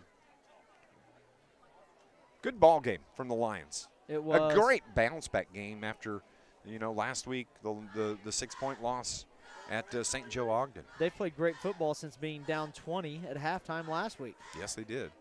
Break it away. Luke Johnson almost got his feet back under him, and he's picked up off the turf. He's played a good ball game tonight. Yeah, we've seen a lot of nice runs by him. He's just adding another dimension to the offense, which they've really been trying to make a little bit more complex, and he certainly is a big piece of that puzzle now. He scored the one touchdown. I think he wants another, the way he's running there. He is, but he's not going to get the opportunity. I think Carterville's going to kneel this one and then hand the ball to the official. This will be the last snap of the game. Victory formation for the Lions. Everybody inside the knee, and that is the ball game. 28-7. The final score, Carterville Lions get the win on the road at Taylor Field in Harrisburg. Carterville now 4-2 on the year, and Harrisburg sees their record drop to 4-2 on the season. 28-7, the final score. Stay with us. Our first Southern Bank postgame show is coming up next. We'll be back in 2 minutes on News Radio WJPF. Central Hospital for Animals in Marion, Heron, Carbondale, and Harrisburg has been taking care of your furry family members for over 40 years. Sure, they do wellness visits and routine vaccinations, but you might not know about everything they offer. That was a good one. Orthopedic surgery for pets with hip or knee injuries, and laser therapy to reduce inflammation, pain, or promote wound healing. Noticing that your pet stopped jumping? Maybe they just slowed down in general. Central Hospital for Animals offers chiropractic services too. Online at centralvet.net. SIU Credit Union now offers interest with their free checking with e-statements accounts. Sign up for free checking and start earning a dividend on balances over $1,000. Open with just $25, and there's no monthly fees when you sign up for e-statements. Get access to over 85,000 free ATMs nationwide and free online banking and valuable SIU-CU rewards. To start earning, apply online at SIUCU.org. Membership required, insured by NCUA. Bank with people you know, who know and love Southern Illinois. First Southern Bank is a community bank that cares for and gives back to the communities we serve. Locally owned, local people, local decisions, and locations throughout Southern Illinois to serve you. First Southern Bank, community banking at its best. Member FDIC, equal housing lender. Visit First Southern Bank at firstsouthernbank.net. Don't let the name fool you. The International Brotherhood of Back after Electrical this one. Workers, Local 702, represents more than just electricians. The IBEW is made up of Southern Illinois linemen, tree trimmers, telephone workers, utility workers, city employees, factory workers, construction workers, and many more. So when you support the IBEW, you're really supporting Southern Illinois. Help make Southern Illinois a brighter place. Put your trust in the International Brotherhood of Electrical Workers, Local 702, providing a better lifestyle for members and a better life for all. 28-7, the final score here at Harrisburg this evening. Carterville Lions get the road win at Taylor Field, improving to 4-2 on the season. Harrisburg now 4-2 on the year as well. Good ball game by the Lions tonight. It was a good ball game, and win or lose, you now start thinking, all right, we're starting to see playoff implications start to shape up a little bit. We've got 3 games left. We go on the road to Massac County, who does not have a winning record yet this year. We're going to turn around and play Murfreesboro, who, justifiably is ranked top team in Southern Illinois. Certainly a good challenge there, but we'll finish up with Anna Jonesboro, who, by the way, how did they finish up with? How did Anna Jonesboro finish up? I didn't see. They had a chance at a win tonight against Penieville. Yeah, they did. They were tied late. They're Pinckneyville leading 21-14 was the last score I saw there. So we're looking ahead. This game's over. It says past us. We got a third of the season left, and every game's going to matter on the way out here because Carterville is certainly in the situation where they have a very good chance qualifying for playoffs, and you want to start thinking, now what level of playoff are we going to be playing? And just a couple of other conference scores for you. Yeah. DuQuoin led West Frankfort 7-6 at the half. They've blown open that lead. It's 33-6. And Nashville has a 10-point lead, 20-10, and that's a third quarter score. So That takes care of Mississippi Division. Let's look on the Ohio side. Herrin shuts out Mass out 28-0, and Carterville, of course, gets the win 28-7 here. Hey, Carterville scored in the first quarter a 25-yard run from Chance Myers with 2:12 left. The extra point was no good, and then they scored with 20 seconds remaining in the first. They had a 14-0 lead. Just one touchdown in the second quarter. That was the 26-yard touchdown run from Chance Myers. He was outstanding tonight. He busted in from 26 out. Lions led it 21-0 at half. At the end of the third quarter, there was still 21-0, and then Harrisburg scores on a beautiful pass from Owen Rand to Unthank at the 6:42 mark. The extra point good, cut the lead 21-7, but Carterville marches right down the field. 3 plays later, a big 46-yard touchdown run from Chance Myers caps off the win 28-7. You know, Carterville threw the ball well at times in the first half, but really the story of the game was the run game. Chance Myers was good. Amon Cozy did what he does really well. And then we saw Luke Johnson handle the ball up front. But, you know, one thing I want to ask Coach Dial about is that his defensive line tonight was fabulous. Yes. They did not allow anything up the middle. They closed off the outside edges very well. They put pressure on the quarterback all night. Our front 3, well, tonight we ran a front 4, they were the difference in the game. Absolutely. Absolutely they were. Carterville Lions all gathered down in the end zone here to our right. And we are going to go on and take another break. And when we come back, we'll recap scores, and hopefully Coach Brett Dial will join us here for our John A. Logan Coaches Show. And that is coming up. We'll be back in 60 seconds. Lions win it 28-7 here on News Radio WJPF. Has been serving Southern Illinois since 1937, offering everything from checking and savings accounts to loans and a full-service trust department. With convenient locations and a dedicated professional staff, our outreach and involvement in the communities we serve plays an integral role in how we do business, proving it's not just a bank, it's a relationship. The Bank of Herrin. Find out more at bankofherrin.com. Member FDIC, Equal Housing Lender. The seasons are changing, and it's getting back after colder. This. And your heating system just quit. Last week, your car needed repairs. Life doesn't always go as planned. At Charlie's Air Conditioning and Heating in Carterville, they understand. That's why at Charlie's, they won't sell you something you don't need. They diagnose the problem and tell you exactly what's needed. No gimmicks, whether a fix or a whole new unit. And as your local York dealer, you can trust Charlie's for top-quality York products. Call or visit charliesairandheat.com, your local York dealer. Committed to keeping you comfortable no matter what the temperature is. Carterville gets the win tonight on the road at Harrisburg here at Taylor Field, 28-7, improving now to 4-2 on the season. And just a really good win for the Lions, especially after a tough loss on the road last week, a game in which you had a chance to win and just come up a little bit short, but you bounced right back tonight. And I think Coach Brett Dial is going to be a happy camper when he gets up here. He will be. I mean, and you said it. We had 2 teams that are undefeated in a conference, 2 teams that are perennial playoff contenders every year, and so this was a really big matchup in Southern Illinois tonight, and Carterville thankfully came out on top of that one. 28-7, the final score. Coach Brett Dial joining us here on our John A. Logan Coaches Show here this evening. You probably want that. How about that? 28-7, the final score. Coach Brett Dial. Coach, that was a nice bounce-back win for your Lions tonight. Yeah, I just continue to think that our schedule makes us a better team. You know, and I knew last week St. Joe's a very good football team. You know, that's a team that, you know, they're ranked, I think, number 4 in 3A, and, you know, they're legit. And we went up there and we fought and we battled. And I really feel like after week 1, every game we've been pretty physical up front. We just keep getting better and better up front. And, you know, I just kind of laugh. And, you know, the last time we played these guys, we were 5 wide, throwing it 35 times. And tonight, we're under center unbalanced, and we're running it right at them. And I'm proud of our physicality, and I'm proud of our guys for really getting after it tonight. I'll let you take it because you just mentioned that play of the line.